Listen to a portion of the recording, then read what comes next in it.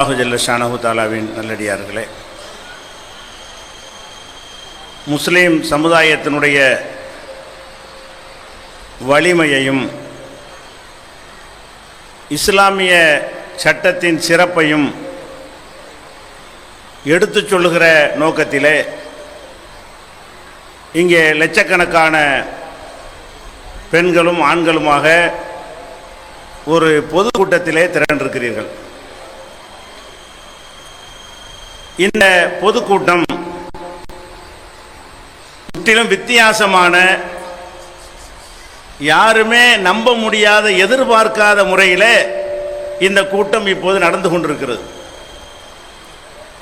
இதே திருச்சி மாநகரிலே ஷிர்க் ஒழிப்பு மாநாடு என்ற பெயரிலே நாம் ஒரு மாநாட்டை நடத்தினோம். அந்த மாநாட்டிற்காக ஒரு வருட காலம் கடுமையான உழைப்பை நாம் செய்திருக்கிறோம். வீடு வீடாக சென்று மக்களை சந்தித்தோம். ஏராளமான தெருமுனை கூட்டங்களை போட்டிருக்கிறோம், பொதுக்கூட்டங்களை போட்டிருக்கிறோம். துண்டு பிரசுரங்கள் வழியாக, சுவர் விளம்பரங்கள் வழியாக, இப்படி பல வகையில் உழைத்து அந்த ஷிர்க் ஒழிப்பு மாநாட்டை இந்த திருச்சியில் நடத்தினோம். ஆனால் இந்த மாநாடு வெறும் 10 நாள் அறிவிப்பில் கூடப்பட்டிருக்கிறது. ஒரு வருட காலம், 2 வருட காலம், 6 மாச காலம் நமக்கு அவகாசமே இல்லை. அதுவும் எந்த பிரச்சனைக்காக கூட்டப்பட்டிருக்கிறது? முஸ்லிம் பெண்கள்லாம் பாதிக்கப்பட்டிருக்கிறார்கள். இஸ்லாமிய சட்டத்தினால் முஸ்லிம்களுக்கு அநீதி இழைக்கப்படுகிறது. அவர்களுக்கு நாங்கள் நியாயம் கேட்கிறோம், அவர்களை பாதுகாக்கப் போகிறோம் என்று ஒரு சித்திரத்தை ஊடகங்கள் வழியாக இவர்கள் சித்தரித்துக் கொண்டு இருந்த நேரத்தில் என்ன நடந்திருக்க வேண்டும்? இந்த சட்டம் நமக்கு வேணாம். முஸ்லிம் பெண்கள் பாதிக்கப்பட்டு இருந்தால் அவங்க என்ன முடிவுக்கு வந்திருக்கணும்? இந்த சட்டம் நமக்கு வேணாம். வேற வேற பிரச்சனைக்கு கூப்பிட்டார்கள், போனோம். இடஒதுக்கீடு என்றார்கள், நம்ம சென்றோம். ஷிர்க் ஒழிப்பு மாநாடு என்றார்கள், அதற்கு போனோம். இது பெண்களுக்கு கொடுமை செய்கிற ஒரு சட்டத்தை நியாயப்படுத்தி நம்மை அழைக்கிறார்களே என்று இங்கே ஈயாடி இருக்க வேண்டும். பெண்கள் வந்திருக்க கூடாது. ஆனால் எந்த பெண்கள் பாதிக்கப்படுவதாக இவர்கள் பிரச்சாரம் செய்கிறார்களோ அந்த பெண்கள் தான் ஆண்களுக்கு இடமில்லாத வகையில் ஒட்டுமொத்த திடலையும் ஆக்கிரமித்து, திடலுக்கு வெளியே 2 கிலோமீட்டர் தூரம் வரைக்கும் பெண்களை ஆக்கிரமித்து, ஆண்கள் தூரத்திலே இருந்து வெறுமனே பார்வையாளர்களாக இருக்கக்கூடிய நிலைக்கு கூடியிருக்கிறார்கள் என்று சொன்னால் இது ஏன் நடந்தது? எல்லாம் முடிக்கிறான். உளவுத்துறை ஆச்சரியப்படுறான். சின்ன பொம்பளைக்கு நல்லதுக்கு நம்ம பேசுறோம், அதுக்குத்தானே எல்லாரும் குரல் கொடுக்கிறோம். மீடியாவில் தினசரி அதுக்குத்தானே வாதம் பண்றோம். முஸ்லிம் பெண்கள் பாதிப்பு, முஸ்லிம் பெண்கள் பாதிப்புண்டு இவ்வளவு கூப்பாடு போட்டு இருக்கிறோம். முஸ்லிம் பெண்கள் கட்டுக்கடங்காமல் வந்து குழுமுகிறார்களே என்று இதனுடைய காரணம் விளங்காமல் எல்லாம் திணறி கொண்டிருக்கிறார்கள். ஆனா காரணம் நமக்கு விளங்கும், வந்திருக்கிற பெண்களுக்கு விளங்கும், முஸ்லிம் சமுதாயத்திற்கு விளங்கும். ஏன்? நம்ம அங்கிருந்து இதெல்லாம் கடந்து வந்துட்டோம். இவன் என்ன பொது சிவில் சட்டத்துக்கு நம்ம அழைக்கிறானோ அதுல தான் நம்ம ஏற்கனவே இருந்தோம். நம்ம அப்பன் பாட்டன்மார்கள் எல்லாம் எந்த சட்டத்துக்கு உள்ள இருந்தோம்? இவங்க எந்த பொது சிவில் சட்டத்துக்கு உங்களை அழைக்கிறார்களோ அதுல இருந்து வேணாம்னு காரி துப்பி விட்டு இந்த இஸ்லாம் மார்க்கத்தை நம்முடைய அப்பன் பாட்டன்மார்கள் ஏற்றுக்கொண்டு வந்திருக்கிறோம். அதனால நமக்கு தெரியும். என்ன தெரியும்? நாங்க எப்படி இருந்தோம்? பெண்கள் ஜாக்கெட் போட முடியுமா? அப்படி ஒரு சமுதாயத்தில் நாங்கள் இருந்தோம். பெண்கள் மேலாடை இன்றி தான் நடமாட வேண்டும், ஆண்களுக்கு போகப் பொருளாக இருக்க வேண்டும். அதை கண்டு வெறுத்து இந்த மார்க்கத்தை தழுவியதால் இந்த மார்க்கத்தில் பெண்களுக்கு எந்த கொடுமையும் இருக்காது என்று விளங்கி இருக்கிறார்கள். கணவன் செத்துவிட்டால், திருமணமாகி ஒரு நாளில் செத்துவிட்டால், வாழ்வதற்கு உரிய அந்த பெண்ணை அவை கொளுத்துகிற தீயிலே போட்டு தள்ளி உடன்கட்டை என்ற பெயரில் கொலை செய்தார்களே, அதை பார்த்து பதைத்து போன எங்களுடைய பாட்டிமார்கள் இது வேணாமுடான்னு இங்க வந்து விட்டார்கள். ஏன் வந்தார்கள்? அங்க இருந்திருந்தா நமக்கும் உடன் கட்டதான், நம்மளை ஏத்திடுவாங்க. நாங்க அரபு நாட்டு இறக்குமதியா? நாங்களும் அந்த எதை நீங்கள் எங்களுக்கு அழைக்கிறீர்களோ, எதை நோக்கி அழைப்பு கொடுக்கிறீர்களோ அதில் அங்கம் வகித்து அந்த கொடுமைகளை அனுபவித்த சமுதாயத்தின் சந்ததிகள் தான் நாங்கள். ஒரு பெண் கணவனை இழந்து விட்டால் கொண்டு கொளுத்துவார்கள். அந்த அளவுக்கு கொடிய மனம் இல்லாவிட்டால் அவளை முட்டையடித்து புழக்கடையில வீட்டுடைய திண்ணையில கூழாங்கற்களை பரப்பி அதிலே தான் படுக்க வேண்டும் என்று விதி செய்து வைத்திருந்தார்கள். ஏன்? முடி இருந்தா ஆசை வரும், அவள் மீது எவனாவது ஆசைப்படுவான், மறுமணத்தை தூண்டுற மாதிரி இருக்கும். புழக்கடையில கூழாங்கல்ல படுத்து கிடந்தா அந்த உடல் ஆசை. இப்படியே காலமெல்லாம் விதவைகளாகவே தான் இருக்க வேண்டும், வெள்ளப்புடவை தான் அணிய வேண்டும், எந்த விதமான அலங்காரங்களும் அவர்களுக்கு கிடையவே கிடையாது என்றெல்லாம் நீங்கள் செய்தீர்களே, அதில் ஒரு அங்கமாக தான் எங்களுடைய பாட்டிமார்கள் இருந்தார்கள். அதெல்லாம் பார்த்து வெறுத்து போயிட்டு தான் இவ்வளவு அழகான மார்க்கம் கிடைத்திருக்கிறது. நாங்கள் விளங்கி வந்திருக்கிறோம், அற்புதமான மார்க்கம் கிடைத்திருக்கிறது. பெண்களுக்கு ஆன்மா இருக்குதா? சர்ச்சை பண்ணாங்க. ஆன்மான்னா என்ன? மனுஷன்ல சேர்க்கிறதா இல்லையா? எப்படி? ஆட்டுக்கு ஆன்மா இருக்கா? மாட்டுக்கு ஆன்மா இருக்கா? அதே மாதிரி என்ன பண்ணா, எங்களுடைய முப்பாட்டன்மார்கள் காலத்தில் நாங்கள்லாம் உன்னோட உட்கார்ந்து இருந்தோமே, அந்த காலத்தில் என்ன நடந்துச்சு? பெண்களுக்கு ஆன்மா இருக்குதா இல்லையா? கோயில்ல பட்டிமன்றமே இதுதான் தலைப்பு. பட்டிமன்றம் நடத்துவாங்க இல்லைங்க? அந்த காலத்து பட்டிமன்றம் என்ன? பெண்களை மனித இனத்தில் சேர்க்கிறதா வேணாமா? அதான் ஆன்மாக்கு அர்த்தம். அப்ப எங்களை மனித இனத்தில் சேர்க்கிறதா வேணாமான்னு நீ பட்டிமன்றம் நடத்தி கொண்டிருந்த காலத்தில் அதை பார்த்து எங்களுடைய பாட்டிமார்கள் எப்படி நொந்து போயிருப்பார்கள்? இந்த வந்திருக்கிற பெண்களுடைய முப்பாட்டிமார்கள் எப்படி நொந்து போயிருப்பார்கள்? இதையெல்லாம் பார்த்து வெறுத்து போய் தான் நாங்கள் வந்திருக்கிற காரணத்தினால் எங்களுக்கு தெரியும் இஸ்லாம் சிறந்த மார்க்கம். இதுல பெண்களுக்கு எந்த கொடுமையுமே இல்லை, பெண்களுக்கு சொத்து வச்சுக்கிற கூடாது. இப்ப நீ சீர்திருத்தம்னு சில சட்டங்களை சில மாநிலங்களில் உண்டாக்கி இருக்கிற, அதுவும் ஏட்டில் இருக்க நாக்கு வலிக்க உதவுகிறது கொடுக்க மாட்டேங்கிறான். எங்களுடைய மார்க்கத்தில் என்ன இருக்கிறது? கணவனிடமிருந்து மனைவிக்கு சொத்து, தகப்பனிடமிருந்து மகளுக்கு சொத்து, அதே மாதிரி தாய்க்கு சொத்து, உடன் பிறந்த சகோதரிக்கும் பங்கு இருக்கிறது. இப்படியெல்லாம் பெண்கள் பல மட்டங்களிலே சொத்துக்களுக்கு உரிமையாளராக ஆகலாம். தங்கள் பெயரில் சொத்தை வைத்துக் கொள்ளலாம். தங்கள் பெயரில் மகரி என்ற திருமணத்தின் போதே ஒரு தொகையை வாங்கி அவள் ஒரு முதலாளித்தனத்தோடு இருக்கலாம். இதெல்லாம் இருந்துச்சு அன்னைக்கு. பெண்கள் பெயரில் சொத்து வச்சுக்கிற முடியுமா? ஒன்னே புருஷனை சார்ந்து இருக்க வேண்டும், இல்லைன்னா அப்பனை சார்ந்திருக்க வேண்டும், இல்லைன்னா கூட பிறந்த சகோதரனை சார்ந்திருக்க வேண்டும். இதை தவிர எந்த விதமான பொருளாதார உரிமையும் பெண்களுக்கு கிடைக்க கூடாது என்று சட்டம் இயற்றி நசுக்கி வைத்திருந்தீர்களே, அதையெல்லாம் பார்த்து வெறுத்து கொந்தளித்து போய் தீர்வு கிடைக்காதா, விடிவு கிடைக்காதா என்று வந்த மக்களுடைய வாரிசுகள் தான் இங்கே குழுமி இருக்கிறார்கள். ஏன் வந்தாங்கன்னு விளங்குதா? எங்க கொடுமைப்படுத்துறோம்? கொடுமையிலிருந்து தப்பிச்சு வந்த இடத்துல, பாதுகாப்பான இடத்துல நம்ம இருந்து கொண்டால் இவன் என்ன சொல்றான்? கொடுமை கொடுமை கொடுமைங்கிறான். ஒரு கொடுமையும் இல்லை. இஸ்லாமிய சட்டத்தில் எந்த கொடுமையும் கிடையாது. அதுக்கு சாட்சியாக இந்த மக்கள் வந்து குழுமி இருக்கிறார்கள். இருந்தாலும் இன்னும் நான் கவனிக்க வேண்டும். இவங்க இந்த எடுக்கிற திட்டம்லாம் எப்படி இருக்கும்னு கேட்டா, சாத்தியம் இல்லாத அர்த்த பழசான திட்டத்தை எடுப்பானுவோம். இப்ப கருவாப்பசி எடுத்தாங்க இல்ல? கருவாப்பசி என்ன? கருனா வீடு, வாபசினா ரிட்டன், வீட்டுக்கு திரும்புறதான். அதுக்கு பேர் என்னது? கர்வாப்பசி. என்னடா வீட்டுக்கு டெய்லி போயிட்டு இருக்கிறமே அப்படின்னு கேட்டா, தாய் மதத்துக்கு வாங்க, நீங்க எல்லாம் எங்கிட்ட தெரியாம போயிட்டீங்க, திருப்பி எல்லாரும் வாங்க அப்படின்னு அழைச்சாங்க.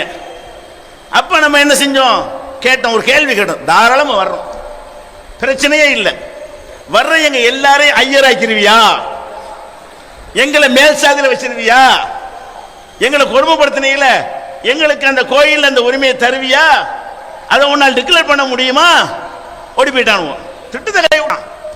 கர்வாபசின்னு பேசுறதோட சரி செயல்படுத்தல. அந்த மாதிரி தான் இந்த பொது சிவில் சட்டம்ங்கிறது கர்வாபசி மாதிரி உள்ளது. வேணாண்டு காரி துப்பிட்டு வந்த ஒரு விஷயத்தை நம்மளை திருக்கி அது கூப்பிடுறாங்களாம். யாரு எதுக்கு கூப்பிடுற? யாரை கூப்பிடுற?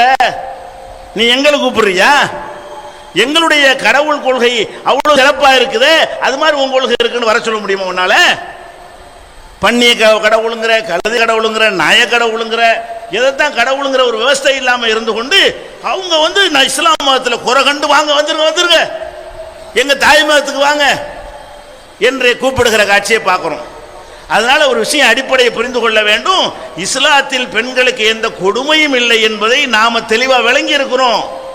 அனுபவித்து பார்த்து விட்டு தேர்ந்தெடுத்து நல்ல ஒரு மார்க்கத்திலே நம்முடைய முப்பாட்டன்மார்கள் சேர்த்து விட்டார்கள். அவர்களின் வாரிசுகளாக நம்ம இருந்து கொண்டிருக்கிறோம். இருந்தாலும் அவங்க சொல்றாங்கல்ல, பெண்களுக்கு பாதிப்பு, பெண்களுக்கு கொடுமை, பெண்களுக்கு அநீதி இழைக்கப்படுகிறது என்று சொல்றாங்கல்ல, அது எந்த அளவுக்கு சரி என்பதை உங்களுக்கு அல்ல, நீங்க எல்லாம் விளங்கி தான் வந்திருக்கிறீங்க.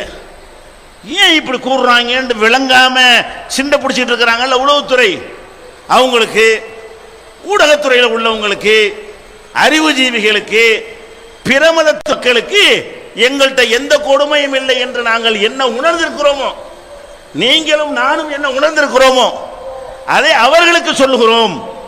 அதுக்காக தான் தகவலை நான் பதிவு செய்கிறேன். என்ன சொல்றோம்? தலாக்கு தலாக்குங்கிறாங்க. பாயிண்ட் என்ன? அதெல்லாம் இப்ப ஆரம்பிக்குது. பொது சிவில் சட்டம் எங்க ஆரம்பிக்குதுன்னா, முஸ்லிம்கள் என்ன பண்றான்? பொண்டாட்டிய தலாக்கு தலாக்குங்கிறான். அதோட கல்யாணம் முடிஞ்சு போயிடுது. அந்த பெண்ணு தெருவில் நிற்குமா இல்லையா?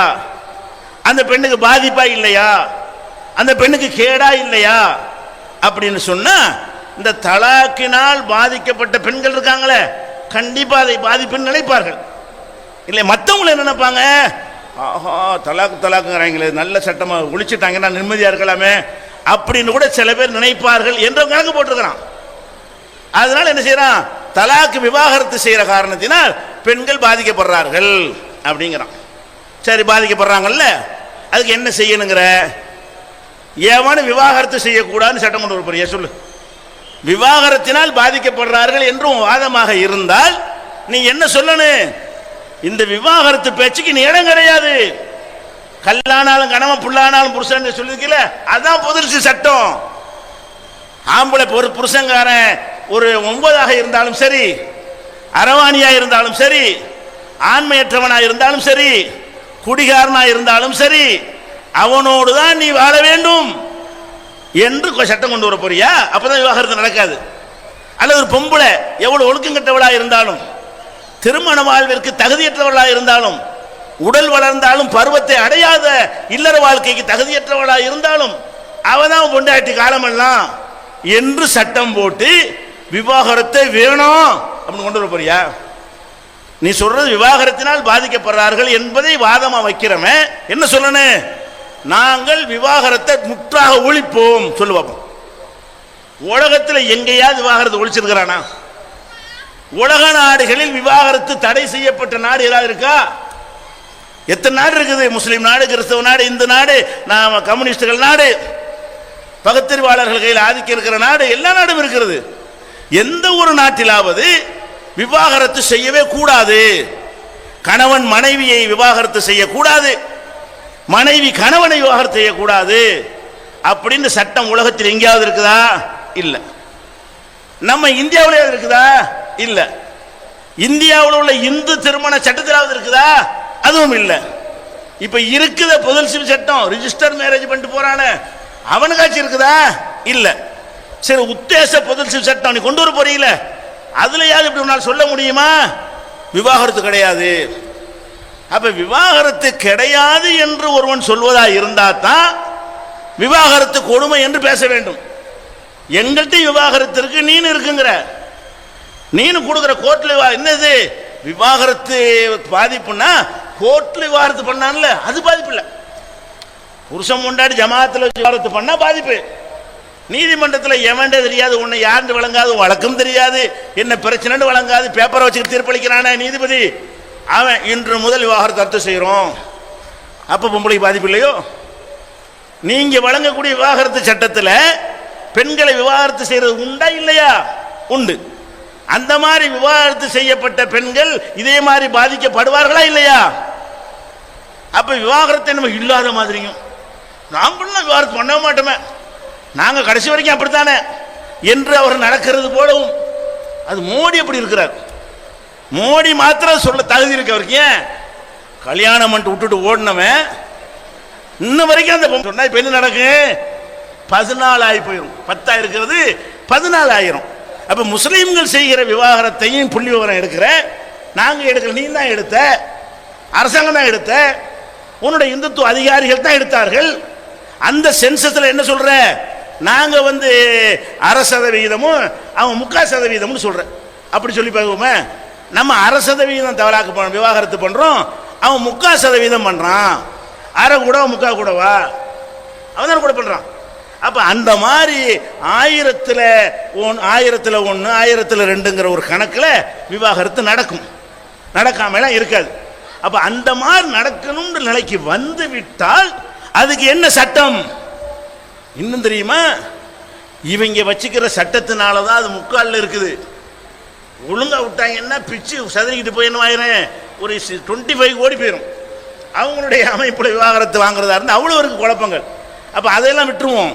இப்ப நம்ம என்ன சொல்ல வர்றோம்னு கேட்டா, இல்லற வாழ்க்கையில திருமணத்தை வாழ்ந்து கொண்டிருக்கக்கூடிய நேரத்தில் ஒரு கணவன் குடிகாரனா இருக்கிறான், அநியாயக்காரனா இருக்கிறான், காமலுடனாக இருக்கிறான். அவனோட நண்பர்கள்லாம் கூட்டிக்கிட்டு வந்து மனைவியோட நீ சந்தோஷம், அவனுக்கு சந்தோஷம் கொடுங்கிறான். இப்படி எல்லாம் ஒருத்தன் செஞ்சான்னு சொன்னா அந்த மனைவிக்கு அவனோட வாழ முடியுமா? முடியாது. அப்ப எனக்கு வேணாம் அப்படின்னு பிரிவதற்கான ஒரு வழி இருந்தா தான் நல்லது. இல்லைன்னா வேணான்னு சொன்னா எனக்கு அதை சகிக்க வேண்டி வரும், அந்த தீமையை செய்ய வேண்டி வரும். அது ஒரு விஷயம். அதே மாதிரி ஆம்பளைக்கு என்ன வரும்? எல்லா பெண்கள் நல்ல பெண்கள் தான். 1000ல் அவன் சொன்ன கணக்குப்படி எடுத்தா கூட சின்ன ஒரு 1/2% பெண்கள் தப்பா இருக்க மாட்டாங்களா? 99 பெண்கள் கரெக்டா இருந்தாலும் ஒரு 1/2% பெண்கள் தப்பா இருக்க மாட்டாங்களா? அந்த தப்பா இருக்கிற பொண்டாட்டி உனக்கு பிடிக்காம போகாதா? பிடிக்காம போனா என்ன செய்யறது? பிடிக்காட்டி சேர்த்து வைக்குவோம், அறிவுரை சொல்லுவோம், நீ இப்பெல்லாம் செய்யக்கூடாதுப்பான்னு சொல்லுவோம். பல அறிவுரைகளுக்கு பிறகு அவனுக்கு தான் தெரியும் விஷயம், இது ஒத்து வராது, எங்க நிலைமைக்கு வந்தா விவாகரத்து பண்ணிக்க இப்படின்னு இஸ்லாம் சொல்லுகிறது. இப்படி ஒன்று வரும்னா விவாகரத்து அவசியமா இல்லையா? அது இஸ்லாம் எப்படி சொல்ல தெரியுமா? அது முக்கியமான விஷயம். விவாகரத்து செய்வதாக இருந்தால் இப்ப நீதிமன்றத்தில் போய் விவாகரத்து, நமக்கு எப்படி விவாகரத்து? ஜமாத்தார்கள் முன்னிலையில் வைத்து ஒரு கணவன் மனைவிக்கு உடனே செஞ்சிட மாட்டாங்க. அது ஜமாத்தில் மனு கொடுத்து விசாரித்து ஓம் பிரச்சனை என்ன கேட்டு அதுக்குரிய காரண காரியங்களை அலசி அவனுக்கு அட்வைஸ் பண்ணி ஆலோசனை பண்ணி எல்லாம் செஞ்ச பிறகு ஜமாத்தாருக்கு தெரியும் இது ஒத்து வருமா வராதாண்டு. நீதிபதிக்கு தெரியாது. ஏன்? ஜமாத்தார் தெருவில் உள்ளவனா இருப்பான், ஜமாத்தில் அடுத்த வீட்டில் இருப்பார், ஜமாத் செயலாளர் ஏற்ற வீட்டில் இருப்பார், இங்கே நடக்கிற கூத்தனை அவர் பார்த்துட்டு இருப்பார். அவருக்கு எல்லாமே தெரியும். ஜமாத்து உள்ள ஒரு கிராமமாக இருக்குமே, ஆனால் அங்கே உள்ள அனைத்து விஷயங்களும் தெரிகிற காரணத்தினால இந்த தம்பதிகள் இனிமேல் சேர்ந்து வாழ மாட்டாங்க அப்படின்னு அவர்கள் முடிவெடுப்பார்களே, ஆனால் அது கரெக்டாக தான் இருக்கும். அந்த மாதிரி ஒரு நிலைக்கு வரும்பொழுது இஸ்லாம் என்ன சொல்லுது? ஒரு தடவை டைவர் தலாக்குன்னு சொல்லிக்க. ஒரு தடவை தலாக்குன்னு சொல்லிட்டு இஸ்லாம் என்ன சொல்லுது தெரியுமா? அதோட எல்லாம் முடியலைங்குது. தலாக்குன்னு ஆன பிறகு கூட இவனுக்கு என்ன செய்யலாம்? பிரிஞ்ச பிறகு அதனுடைய அருமை தெரியுமில்ல. வெயிலுடைய அருமை நிழலில் தெரியும். அப்போ நிழலுடைய அருமை வெயிலில் தெரியும். இப்போ நம்ம வெயிலில் நிற்கிறோம், அப்போ நிழலுடைய அருமை தெரியாது. வெயிலில் நின்றுட்டு நிழலுக்கு போய் பாருங்களேன், என்னமோ ஒரு சொர்க்கத்துக்கு போன மாதிரி இருக்கும், சுகமாக இருக்கும், சொகுசாக இருக்கும். அப்போ அந்த மாதிரி மனைவியை தலாக்கு விட்டானா, பிரிஞ்சிருக்கிறானா, பிரிஞ்சிருக்கக்கூடிய நேரத்தில் அவள் இல்லாமல் சில கஷ்டங்கள் படுவான். மனைவி இருக்கும் நம்ம எப்படி இருந்தோம், மனைவி இல்லாமல் சிரமப்படுறோமே, பிள்ளைய கூட வளர்க்க முடியலையே, ஒழுங்காக சோறு சாப்பிட முடியலையே, எத்தனை உதவிகள் அவள் மூலம் அடைஞ்சிருந்தோம், இதுக்கே நம்ம கோவப்பட்டு அவசரப்பட்டோம் அப்படின்னு ஒரு திங்க் பண்ணி அவன் இணைவதற்காக வேண்டி இஸ்லாம் என்ன சொல்லுதுன்னா, ஒரே போட்டு விடாதே, வெட்டி முடிச்சு விடாதே, லேசா வளைக்கிற மாதிரி வெட்டி முடிச்சிடாம தலாக்குன்னு சொல்லிட்டானா, சொன்ன பிறகு 3 மாத விடாய் அந்த பெண்ணுக்கு வர்ற காலம் வரைக்கும் இவன் சும்மா சேர்ந்துக்கலாம். பொண்டாட்டில விவாகரத்து பண்ணிட்டாங்க, பண்ணணும்னு முடிச்சு வைக்கல இஸ்லாம். அப்படி சேர்ந்துக்கலாம், 2 பேரும் கல்யாணம்லாம் பண்ண வேண்டியது இல்லை. சரி தெரியாம சொல்றா நம்ம சேர்ந்து வாழுவோம் அப்படின்னா பஞ்சாயத்து முடிஞ்சிருச்சு. இன்னும் சொல்ல போனா இந்த விவாகரத்து ஒரு தலாக்கு சொல்றான்ல, அதுக்கு பிறகு இந்த 3 மாதவிடாய் காலம் வரைக்கும் அவள் புருஷன் வீட்டில் தான் இருக்கணும், செலவு அவன் தான் கொடுக்கணும். அம்மா வீட்டுக்கு போறேன்னு போயிடக்கூடாது. எதுக்கு? சேர்ந்து இருந்தா பார்த்துட்டு இருக்கும்போது மாறும்லங்க, வெட்டி முடிச்சு அனுப்பிவிட்டோன்னு வைங்களேன், அப்புறமேல் மனைவியோட சேர வாய்ப்பு இல்லாமல் போயிடும். அப்போ மனைவி டைவர்ஸையும் பண்ணிவிட்டு 3 மாதம் டைமும் கொடுத்து அவளையும் அவனை ஒன்றாவும் சேர்த்து வச்சு ஒரே இடத்துல உட்கார வச்சா என்ன, ஓரளவுக்கு பெரிய பாரதூரமான மிஸ்டேக் இல்லைன்னு சொன்னால் அவன் உணர்ந்து தெரியாமச்சவா சேர்ந்துக்கிறோம், இதுக்கு அஜரத்தை கூப்பிட தேவையில்லை, பாத்தியா கிடையாது, ஒன்று சும்மா சேர்ந்துக்கிற வேண்டியதான், ஒன்றும் கிடையாது. இந்த எப்படி இஸ்லாம் வச்சுட்டு பார்த்தீங்களா, ஓன் விவாகரத்து மாதிரியா, விவாகரத்து முடிச்சது தான். அப்புறம் சேர்ந்து அதுக்கு ஒரு கோர்ட்டில் மனுவை போட்டு 5 வருஷம் வழக்கு நடத்தி நாங்கள் சேர்ந்துக்கிறோம் அப்படின்னு 5 வருஷம் கழிச்சு ஒரு ஜட்ஜ் ஐயா தீர்ப்பளிப்பார். அது கிடையாது. இங்கே அவன் பிரச்சனை அவனே பார்த்துட்டு போயிடுவான். அப்போ அந்த மாதிரி அவங்கள சேர்ந்து கொள்வதற்கான வாய்ப்பு இருக்குது. அந்த 3 மாதவிடாய்க்குள்ள சேரலன்னு வைங்க, அப்ப இவன் வேற அவ வேற, இவன் கணவன் இல்லை மனைவி இல்லை, ஆனாலும் அவர்கள் திருமணத்தின் மூலமாக சேர முடியும். 3 மாசத்துக்குள்ள சும்மா சேர்ந்துக்கலாம். 3 மாதவிடாய் கழிந்த அம்மா விட்டு போயிட்டான்னு வைங்களேன், அப்புறம் வழங்குறான், ஆக தப்பு பண்ணிட்டேன், அவளும் விளங்குறான், கூப்பிட்டு பேசி சரி நம்ம கல்யாணம் பண்ணிக்கிறோம், நம்ம சேர்ந்து வாழுவோம் அப்படின்னா அவங்க 2 பேரும் மறுபடியும் கல்யாணம் பண்ணி சேரலாம். முற்றாக வெட்டி எரியலை. அட உலகத்தில் விவாகரத்து சட்டம் இப்படி உலகத்தை எவனுக்காவது கிடைச்சிருக்கா? அட நம்ம என்ன பெண்கள் பயந்துடக்கூடாது, விவாகரத்து பண்ண சொல்றாங்க, தலாக்குகளை கூப்பிட்டுருக்குறாங்க அப்படின்னு நினைச்சக்கூடாது. 1000ல் 5 100க்கு 1/2% தான் பேசிக்கிட்டு இருக்கிறேன். இந்த 1/2% அப்படி பஞ்சாயத்து வந்தால் அதை சேருகிற வகையில் இஸ்லாம் சட்டம் சொல்லுகிறதா, மற்ற விவாகரத்து சட்டங்கள் மாதிரி வெட்டி முறிக்கிற அளவுக்கு சொல்லுகிறதா? சேர வாசல் திறந்து வைக்கிறது. அதுக்கப்புறம் என்ன, சேர்ந்து வாழ்ந்துக்கிட்டே இருக்கிறாங்க. அதுக்கப்புறம் கொஞ்ச நாள் மறுபடியும் பஞ்சாயத்து வருது, மறுபடியும் ஒரு தலாக்கு சொல்லலாம். இது 5 வருஷம் கழிச்சு கூட சொல்லலாம், 10 வருஷம் கழிச்சு கூட நடக்கலாம். அப்ப மறுபடியும் தலாக்கு சொன்னானே, ஆனால் அதுக்கு அதே மாதிரி 3 மாதவிடாய் காலம். 3 மாதவிடாய் காலம் வரைக்கும் அங்கே இரு, அவனோட இரு, உனக்கு அவன் தான் செலவுலாம் தருவான். அதுக்கு இடையில் அவளே என்ன செய்யலாம், அவனை கவர் பண்ற மாதிரி எவ்வளோ மாற்றிக்கொள்ளலாம். தன் நடத்தையின் மூலமாக, பேச்சின் மூலமாக, அன்பின் மூலமாக, சேவையின் மூலமாக அவனுடைய மனசை வெல்லலாம். அந்த வாசலை திறந்து வைத்து நீ சேர்ந்தா சேர்ந்துக்கின்றது. எவ்வளவு சேர்த்து வைக்க பாடுபடுற விவாகரத்து இது. உன் விவாகரத்து வெட்டி தீர்த்து கட்டுற விவாகரத்து. எங்க விவாகரத்து என்னது, சேர்த்துவதற்குரிய வாசல் எல்லாம் திறந்து வைக்குது. அதுக்கு பிறகு 3 மாசத்துல சேரலன்னு வைங்களேன், அப்புறமேல் போயிட்டா விரும்பினா கல்யாணம் பண்ணிக்கலாம், விரும்பாட்டி அவ வேற கல்யாணம் பண்ணிட்டு போய்க்கலாம். 3 மாசம் முடிஞ்சிருச்ச பிறகு பொண்டாட்டி 3 தலாக்கு ஒன்று அவசியம் கிடையாது. ஒரு தலாக்கை விட்டு 3 மாதவிடாய் கழிந்து விட்டது என்று சொன்னால் அவள் விரும்பினால் இவனை கல்யாணம் பண்ணலாம், விரும்பினால் வேற எவனையும் கல்யாணம் பண்ணி கொள்ளலாம். ஒரு தலாக்களை சாப்பிட்டு முடித்துக் கொள்ளவும் செய்யலாம், விரும்பினால் மறுபடியும் சேர்ந்து கொள்ளலாம். இப்படி 2வது விவாகரத்தை லேசாக்கி வைத்திருக்கிறது. அப்புறமேல் முறை சேர்ந்து வாழ்ந்தாங்கன்னு வச்சுக்கிறோங்க, அப்புறம் பிரச்சனை வந்து மறுபடியும் தலாக்குங்கிறானா, இப்பதான் வெட்டுதுக்கலாம். 3 சான்ஸ் கொடுத்து 3 தடவையும் தலாக்குன்னு சொல்லி 2 தடவையும் தலாக்குன்னு சொல்லி சேர்த்து பிரிச்சு பெண்ணுடைய மானத்தில் விளையாண்டு இருக்கிற இனிமே சொன்னேன்னு வையி, அவ்வளவுதான் கதை. அவ அந்த 3 மாசம் டைமும் கிடையாது உனக்கு, அவ வேற நீ வேற என்று இஸ்லாம் என்ன செய்யுது, பிரித்து விடுகிறது. இந்த விவாகரத்தில் என்ன கொடுமையை கண்ட விவாகரத்து என்ன? இப்ப நம்ம முஸ்லிமா இல்லைன்னு வைங்க, இந்த 1/2% நம்ம உள்ள கூட இருக்கலாம்ல. இந்த 1/2% இருக்கலங்க, 100க்கு 200க்கு 1 இருக்குல்ல, இந்த 200க்கு 1ல உங்க அண்ணன் தம்பி இருக்கலாம், உங்க அக்கா தங்கச்சி இருக்கலாம், நம்ம குடும்பத்தில் யாராவது ஒன்று இருந்துட்டாங்கன்னு வைங்க, பை சான்ஸ் அல்ல இல்லாம காப்பாற்றட்டும். அப்படி இருந்து விட்டால், நீங்கள் முஸ்லிமாக இல்லாவிட்டால் நீங்க என்ன செய்யணும்? என்ன சட்டம் தெரியுமா? திருமணத்துக்கு கோர்ட்டுக்கு போகணும். கோர்ட்டுக்கு போய் இந்த மாதிரி எனக்கு விவாகரத்து வேணும் அப்படின்னு புருஷங்காரர் பெட்டிஷனை போடுவார். பொண்டாட்டிக்கு வேணும்னா அவளும் பெட்டிஷனை போடுவாள். புருஷனுக்கு விவாகரத்து வேண்டாலும் என்ன செய்யணும்? கோர்ட் எங்க இருக்கு? பஞ்சாயத்து வந்து ஒரு குக்கிராமத்தில் கேஸ் விசாரிக்க திருச்சியில் இருப்பார். அவன் அங்கேருந்து புறப்பட்டு வந்து திருச்சி கோர்ட்டில் போய் என்ன செய்யணும்? இந்த மாதிரி எனக்கு புருஷனுக்கு பிரச்சனை இருக்கு, இவ யாருன்னு அவனுக்கு தெரியாது, புருஷன் யாருன்னு தெரியாது, இவங்களுடைய பஞ்சாயத்து தீக்கிற மாதிரி உள்ளதா சேர்க்க அதெல்லாம் அவருக்கு தெரியவே செய்யாது. வக்கீல் சொல்றது மட்டும்தான் அவருக்கு தெரியும். பாட்டிட்ட கூட பேச மாட்டார் நீதிபதி. நீ அப்படியே பேசுவாரு. வக்கீல் கேட்குமா எஸ் நோன்னு சொல்லுங்கன்ற வக்கீல் நீ ஆமா இல்லைன்னு வந்துட வேண்டியதான். எந்த கோர்ட்டில் பேசிட்டு இருக்கிறோம், வாதிட்டு இருக்கிறோம், ஒரு விதம் கிடையாது. கொலை குற்றம் சுமத்தினாலும் சரி நம்மளே பேச போறோம். 2 வார்த்தைக்கு மட்டும் ஒத்துக்கொள்கிறீரா இல்லைன்னு சொல்லிட்டு இறங்கிருங்கன்றான், எவ்வளவுதான். அப்புறம் வக்கீல் அவன் இஷ்டத்துக்கு எந்த பேசி நம்மளை காப்பாற்றுவான், இல்லை மாட்டி விடுவான். இதுதான் நடக்கும். அப்ப என்ன பிரச்சனைன்னு கேட்டா, நீதிமன்றத்துக்கு போறோமா, அவனுக்கு நம்ம குடும்பத்தை பத்தி என்ன தெரியும், அவனுக்கு என்ன அக்கறை, அவனுக்கு ஜமாத்தார்கள் சமுதாயத்துக்கு இருக்கிற மாதிரியான ஒரு அறிமுகம் தொடர்பு இதெல்லாம் தெரியுமா அவனுக்கு? நீதிபதி கொண்டு தெரியாது. அவன் என்ன செய்வான், கணவன் கொடுத்தான்னு வைங்களேன், மனு கொடுத்தவன 5ஆம் தேதி மனு கொடுக்கிறீங்களா, வாங்கி படிக்கவும் மாட்டான். என்ன கேஸ், வாரத்து கேஸ், அடுத்த மாதம் 15ஆம் தேதி வரவும், அவ்வளோதான். 5ஆம் தேதி போய் இல்லைங்க, 5ஆம் தேதிக்கு போனால் விசாரிக்கவும் மாட்டான்.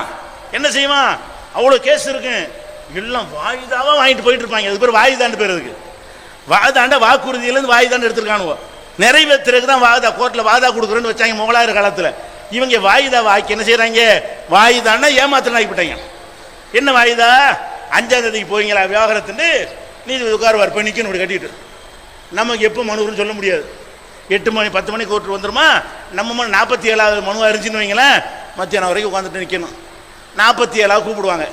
கூப்பிட்டு இதை தீர்ப்பளிக்கிறதுக்கு உனக்கு 25ஆம் தேதி போட்டுருப்போ, வரணும் 25ஆம் தேதி, உனக்கு அடுத்த மாதம் 25, அடுத்த மாதம் 25 வருவீங்க. எங்கேருந்து அங்கேருந்து மண்ணை கட்டு வேலையை விட்டு ஒரு கடை சம்பளக்காரனாக இருப்பான், அதை விட்டு தொழிலை மூடிவிட்டு அங்கே ஒரு நாள் கம்ப்ளீட்டாக காலி. அப்போ மாதத்துக்கு 2 தடவை 5 நாளைக்கு ஒருக்கா வர சொல்லுவாங்க. அங்கே போய் நின்று என்ன செய்யணும், தீர்ப்பு வாங்க போகிறதில்ல, போய் நிற்கணும், கோர்ட்டை மதிச்சு போய் நிற்கணும், வழக்கு போட்டியில் நின்றுட்டு சாயந்தரம் 4 மணிக்கு போ. என்னையா ஐயா, அடுத்த மாதம் 20ஆம் தேதிக்கு வா. இப்படி 5 வருஷம் ஓட்டுவாங்க. விவாகரத்துக்கு மனு கொடுக்க போனீங்கன்னா எல்லாருக்கும் இல்லை, இந்த அரப்பிரசங்க நான் பேசுகிறேன், நம்மில் இப்படி பாதிக்கப்பட்டவன் விவாகரத்துக்கு நியாயமான ஒருத்தர் இருந்தானேயால் ஒருத்தர் இருந்தாலேயானால் அங்கே போனால் என்னவாக, இப்படியே 5 வருஷத்துக்கு வக்கீலுக்கு பீஸ் கொடுக்கணும். வக்கீல் சும்மா வாதிடுவார், அந்த வாய்தா வாங்கி தர்றாரு பாருங்க, அதுக்கு பீஸு. அப்போ வக்கீலுக்கு 5 வருஷம் பீஸை கொடுத்து எல்லாம் செஞ்சு கடைசி 5 வருஷம் கழிச்சு என்ன செய்வார், விசாரித்து பார்த்துவிட்டு உனக்கு விவாகரத்து தர்றேன் பாரு, விவாகரத்து கொடுத்து விட்டேன், இவளுக்கு அவனுக்கு கொடுத்துட்றாரு. இது பொம்பளையாக இருந்தான்னு வைங்க, ஆம்பளைனா இது ஒரு செலவோடு போயிடுது. பொம்பளையாக இருந்தான்னு வைங்க, அவன் விவாகரத்துக்கு அலையும் போது முதல் தடவை என்ன செய்வாங்க, அம்மா அண்ணன் 2 பேரும் கூட்டிகிட்டு போவாங்க. அப்புறம் செலவு ஜாஸ்தியாக போயிடுமா, அப்புறம் அம்மா மட்டும் கூட்டிகிட்டு போவாங்க. அப்புறம் அவன் மட்டும் போகிற மாதிரி வரும். அப்படி தானே வரேன், தொடர்ச்சியாக போயிட்டு இருக்க முடியுமா, செலவழிக்க முடியுமா? அது விவாகரத்து கேஸ் வேறு கேட்குறாங்க, பொருளாதாரம்லாம் இருக்காது.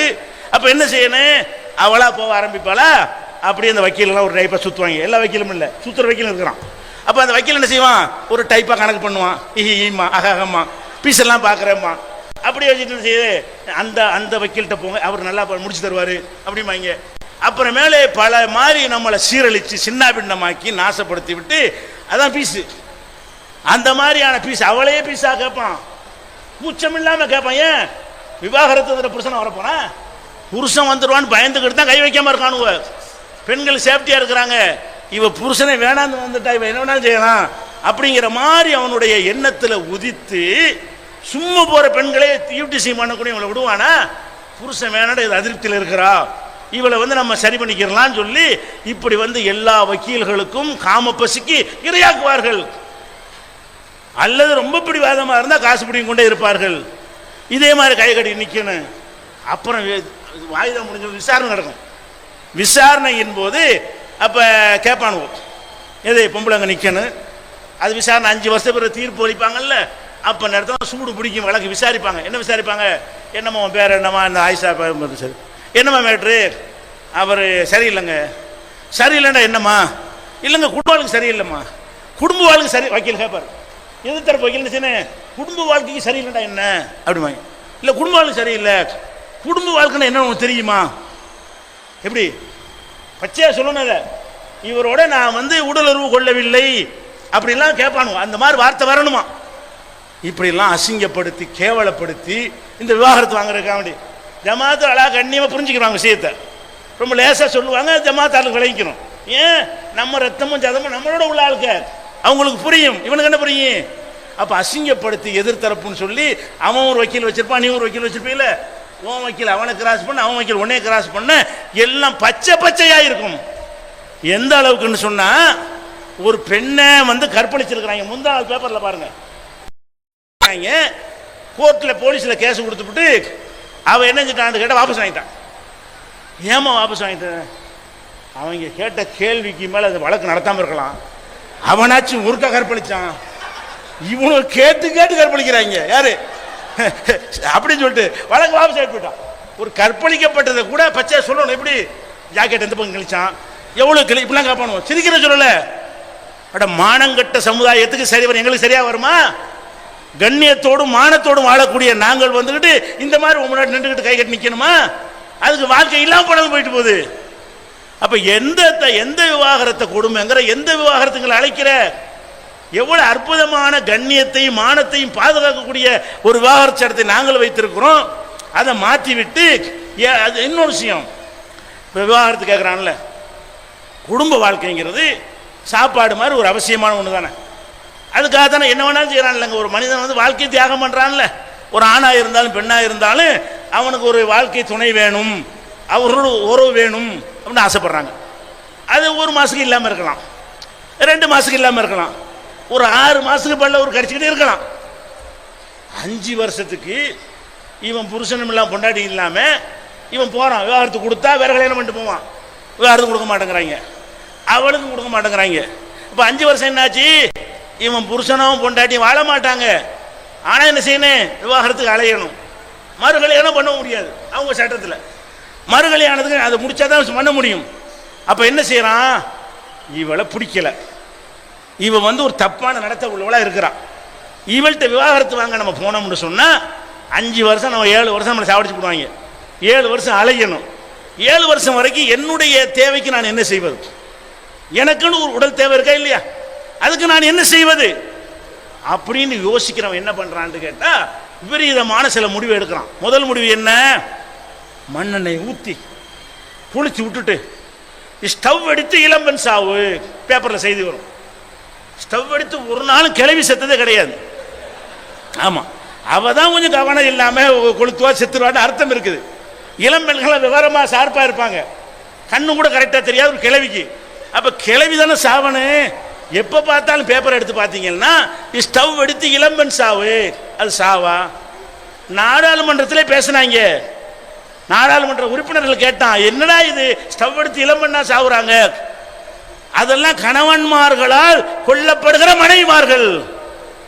விவாகரத்தை கஷ்டமாக்கி வைத்து அவனுக்கு மறு வாழ்க்கைக்கு ஏற்பாடு செய்யாம 5 வருஷம் 7 வருஷம் அலைய விட்டாயானால் அவனுக்கு ஒருத்தி துணை தேவை. இவன் முட்டுக்கட்டையா இருக்கிறாள், இவளை விட்டு பிரிய முடியாது, எமலோகத்துக்கு அனுப்பு. அவங்க பாஷையில், நமக்கு எமலோகம் இல்லை, அவங்க சட்டத்தானே சொல்லிட்டு இருக்கிறேன். எமலோகத்துக்கு அனுப்புன்னு சொல்லி காலி பண்ணிடுறான். என்னைக்காவது ஒரு பேப்பர்ல ஸ்டவ் எடுத்து பாத்திமா ஆயிஷா சாவுன்னு வந்திருக்கா? ஏன் வரல? நம்மள்ட்ட அந்த அளவுக்கு போக மாட்டோம். நம்ம மார்க்கும் கரெக்டாக இருக்கிறது. விவாகரத்தா நமக்கு சரி வராதுமா, நீ உனக்கு தேவையான வாழ்க்கை தேடிட்டு போ, நான் எனக்கு உள்ள தேடிட்டு போறேன், நஷ்டஈடாக ஜமாத்தில் வாங்கி ரூபாய் வச்சுக்க போ, கதையை முடி அப்படின்னு போகும்பொழுது உயிரோட வாழ்ந்து கொண்டிருக்கிறாள் அவள். யாரு? விவாகரத்து செய்யப்பட்ட பெண் வந்து உயிரோடு வாழ்கிறாள். இங்கே நிலைமை, இந்த விவாகரத்துக்கு பயந்து கொண்டு கொளுத்தி விடுகிறான். இதையும் லிஸ்ட்ல சேர்த்தா 3/4% எத்தனை ஆயிரம்? 1,500 இல்லையா? இவெல்லாம் போகாம காலி பண்ணவன் யாரு? ஸ்டவ் அடித்து சாவடிக்கிறானே அவனை விவாகரத்து கணக்கில் சேர்த்தேன்னு வை. அப்போ உன் கணக்கு என்ன, எங்க கணக்கு என்ன? எங்களுக்கு அரை, உனக்கு 1.5. நாங்கள் 1/2% விவாகரத்து. கொடுந்தலாக்குங்கிறியே, எங்க சமூகத்தில் 0.5%. உன் சமூகத்தில் இந்த மாதிரி கொள்ற கணக்கையும் சேர்த்தால் 1.5%. அப்போ 1.5% ஒரு சமூகத்தில் விவாகரத்து நடக்கிறது நல்லதா, அரை நல்லதா? அரைக்கு குறைவா எந்த சமூகத்திலும் கிடையாது. உலகத்தில் உள்ள எந்த சமூகத்திலையும் இந்த 100க்கு 1/2 பேர் விவாகரத்து பண்றமே, இவ்வளவு குறைந்த அளவு விவாகரத்து செய்யற சதவீதம் உலகத்தில் எந்த மதத்திலும், எந்த நாட்டிலும், எந்த சமூகத்திலும் கிடையாது. பிரிட்டனுக்கெல்லாம் போனீங்கன்னா, மேற்கத்திய நாடுகளுக்கெல்லாம் போனா 30-40 போகுது விவாகரத்து கணக்கு. எவ்வளவு? 100க்கு 30. மத சட்டம் பிற்போக்குங்கிற உன் முற்போக்கு சட்டத்தில் என்னடான்னு பார்த்தா 70 பேர் தான் வாழ்றான் பேருக்கு, 30 பேர் டைவர்ஸ், ஆணும் பெண்ணு பிரிஞ்சு ஓடிக்கிட்டு இருக்குது. அப்ப நம்ம என்ன பண்றோம்? இதுல இருந்து உங்களை காப்பாத்துறதுக்கு இந்த சட்டம் உதவுதா இல்லையா? இந்த சட்டம் இல்லாவிட்டால் என்ன கதிக்கு ஆளாயிருப்போம்? ஒன்னு கோர்ட்டுக்கு அலைவோம், இல்லைன்னா வச்சு கொளுத்துவோம். அல்லாஹ் காப்பாத்திருக்கிறான். தூய்மையான தன்னுடைய அழகான வழிகாட்டுதலை தந்து அந்த உணர்வுகளை மதிப்பளித்து பெண்களுடைய பிரச்சனை கவனத்தில் கொண்டு அழகான சட்டம். அல்லது என்ன செய்வான், சில பேர் அவ்வளோ கொடியவனாக இருக்க மாட்டாங்க, எந்த கொள்கிற அளவுக்கு பிடிக்காது. 7 வருஷம் கோர்ட்டுக்கு போகிறது சரி வராது. இப்போ என்ன பண்ணுறது, நீ பேருக்கு முன்னாடி இருந்துக்க, நாங்கன்னு ஒரு பாட்டி வச்சுக்கிடுவேன். இப்போ என்ன பண்ணுவேன், அவன் என்ன செய்வான், பேருக்கு இவ்வளோ பொண்டாட்டின்னு வச்சுக்கிட்டு வாழவும் மாட்டான், வாழ்க்கை செலவு கொடுக்கவும் மாட்டான். அவ கண் எதிரிலேயே இன்னொருத்தியோட போய் வாழ்க்கை நடத்துவான், கல்யாணம் பண்ண மாட்டான். நம்ம நாட்டில் செட்டப் பண்ணுவதற்கு குற்றம் கிடையாது. 1000 வப்பாட்டி வைத்துக் கொள்ளலாம், சட்டப்படி தப்பு கிடையாது. வப்பாட்டி வச்ச மேல கேஸ் போடுவானா போலீஸ்? நம்ம நாட்டில் ஆம்பளைக்கு ஆம்பளை செஞ்சா கூட கேஸ் போட முடியாது, அதையும் சட்டமாக்கி விட்டாங்க. சாமியாரெல்லாம் சொல்றாங்க, எது ஐயப்பன் ஆம்பளைக்கு ஆம்பளைக்கு பிறந்தவர் தானேங்கிறார். யாரு? ஹரிஹர புத்திரன். ஹரிண்டா யாரு? சிவன். ஹரண்டா விஷ்ணு. ஹரிக்கும் ஹரனுக்கும் பிறந்தவர் தான் யாரு? ஹரிஹர புத்திரன். ஐயப்பான் படிக்கிறாங்கல்ல, அப்படி நான் சொல்லல. நம்ம சிவசங்கர் இருக்கார, வாழும் கலை, நம்ம ரவிசங்கர் வாழும் கலைன்னு வச்சுக்கிட்ட மக்களை ஏமாத்திட்டு இருக்கிறாரு. அவர் சொல்றாரு, ஆம்பளைக்கு ஆம்பளை பண்ணா என்ன தப்பு, நம்ம கடவுளை பண்ணியிருக்காரு. ஹரி சிவனு விஷ்ணுவும் அப்படித்தானே பண்ணாங்க, ஆம்பளைக்கு ஆம்பளைக்கு பிறந்தவர் தானே அவரு அப்படின்னு சொல்லக்கூடிய அளவுக்கெல்லாம் அங்க இருக்கு நிலவரம். அதெல்லாம் குற்றம் கிடையாது. அந்த மாதிரி தான் வப்பாட்டி வச்சுக்கிறது குற்றம் கிடையாது. இப்போ என்ன நடக்கும், உனக்கு விவாதத்து பண்ணா தானே, விவாகரத்து பண்ணவும் மாட்டேன், வாழவும் மாட்டேன், சுதந்திரமா விடவும் மாட்டேன், இன்னொருத்தனை கல்யாணம் பண்ண விட மாட்டேன், இருந்து நொந்து நொந்து சாவு, நான் மட்டும் ஜாலியா இருக்கிறேன். இருக்கிறானா இல்லையா? வேற சமூகங்கள் நடக்கிறதா இல்லையா? இங்க நடக்க முடியுமா? பெரிய சிட்டியில் வேண்டாம் நடக்கும், கிராமத்தில் உரிச்சு போடுவாங்க. முஸ்லீம் சமுதாயத்தில் ஒருத்தன் அப்படி செஞ்சான்னு சொன்னா கட்டி வச்சு அடிப்பான். பெரிய பெரிய நகரங்கள்ல வப்பாட்டி வச்சுக்கிறவங்க இருக்க முடியும். சின்ன முஸ்லீம் ஊர்களில் இருப்பான ஒருத்தன் சமூகத்தில் வாழ விடுவாங்களா? அப்ப அந்த சமூகமே அவனுக்கு பெரிய கண்ட்ரோலாக இருக்கும். அப்ப அந்த மாதிரி இல்லாம அவங்களுக்கு அந்த கண்ட்ரோல் கிடையாது. எத்தனை வப்பாட்டி பெருமை, உனக்கு எத்தனை எனக்கு எத்தனை, அது பெருமை. நம்ம ரூபா நோட்டு பேர் பேசிக்கிறாங்க, எனக்கு 4 உனக்கு 5, நான் தான் பெருசு. சிரிக்கிறதுக்கு சொல்றேன், நிஜத்துக்கு சொல்றேன். அப்ப அந்த மாதிரியான ஒரு நிலைமைக்கு இந்த விவாகரத்தை கஷ்டமாக்கி நீதிமன்றப்படி ஏறி 7 வருஷம் காத்து கொண்டு இருந்தால் அதனுடைய விளைவு என்ன? இதுதான் நடக்கும். அப்ப அதுக்கு கூப்பிடுறீங்களா எங்களை? நாங்க மானத்தோட வாழ்றவங்களுக்கு பிடிக்கலையா? எங்க பெண்கள் ஸ்டவ் அடிக்காம உசுரோட இருக்கிறாங்களா, அது பிடிக்கலையா? முறையா விவாகரத்து பண்ணி அவளுக்கும் ஒரு வாழ்க்கை அவனுக்கும் ஒரு வாழ்க்கை, அவன் யாரை போய் சேருகிறான் அவளுக்கும் மனைவி என்ற அந்தஸ்தை கொடுத்து கல்யாணம் பண்றானே, அதுல என்ன குறை கண்டீங்க? அப்ப இந்த மாதிரியான மோசமான விபரீதங்கள்லாம் வராம இருப்பதற்காக வேண்டி இஸ்லாம் இந்த உரிமையை லேசாக தந்திருக்கிறது. பொம்பளைக்கும் எப்படி நடக்குது நீங்க பாக்குறோம், ஆம்பளை தான் இப்படி இருக்கான்னு பார்த்தா இந்த குடும்ப வாழ்க்கை இல்லற சுகம் என்பது ரொம்ப பெரிய முக்கியமான ஒரு மேட்டராக கருதப்படுகிறது. அதுவும் இந்த சமூக ஊடகங்கள் இந்த மாதிரி நவீன தொலை சாதனங்கள்லாம் வந்த பிறகு பார்த்தீங்கன்னா மேட்ரு அதை பற்றி தான் படங்கள் அப்படி வருதா, இதெல்லாம் பார்த்து பார்த்து வாழ்க்கைனால் அதுதான் அப்படிங்கிற ஒரு எண்ணத்திற்கு ஒரு கணிசமான ஆண்களும் பெண்களும் வந்திருக்கிற காலத்தில் வாழ்ந்து கொண்டிருக்கிறோம். அப்போ அந்த மாதிரியான இருக்கக்கூடிய நேரத்தில் பெண்களுக்கு புருஷனை பிடிக்கல. ஏன் பிடிக்கல? பல காரணம் இருக்கு. முக்கியமாக பிடிக்காம போகிறது இந்த ஆண்மை மேட்ரு தான் இருக்கும். முக்கியம் முடிஞ்சு போச்சு கதை. எங்களுக்கு முடியாதா? உனக்கு ஸ்டவ் வச்சு கொளுத்த தெரியும்னா உன்னை காலி பண்ணிட்டு அழகாக வேற கல்யாணம் பண்ணிட்டு போறேன். இஸ்லாத்தில் மறுமணம் இருக்கு. அப்போ நம்ம என்ன செய்யறோம்? அவனுக்கு மறுமணம் கிடையாது. அப்போ இது இஷ்டத்துக்கு வாழ்வதற்காக வேண்டி அந்த காரியத்தை செய்கிறார்கள். அது போக என்ன செய்யறாங்கன்னு கேட்டால், இவன் ஆண்மை இல்லாத காரணத்தினால் ஒரு தவறான தொடர்புகளும் கூட ஏற்பட்டுருது. இவன் இருக்கும்போதே, புருஷன் இருக்கும் பொழுதே பேருக்கு புருஷனாக இருக்கிறான். தவறான இதெல்லாம் நான் சொல்றது 1/2% தான். பெண்கள் அனைவருக்கும் அல்ல, ஆண்கள் அனைவருக்கும் அல்ல. 1/2% இந்த மாதிரியான நிலைகள் வருகிறது. அந்த 1/2% என்ன பண்ணுது?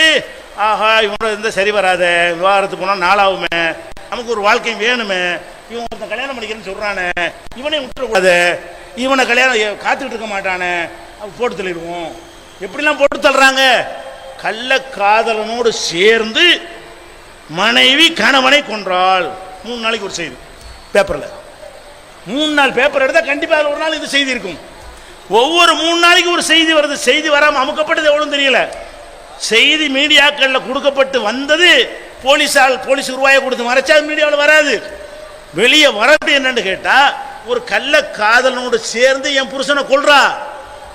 ஏன் கொல்றா? விவாகரத்து இல்லைன்னு சொல்கிறேன். 8 வருஷம் காத்துக்கிட்டு இருக்க சொல்கிறேன்.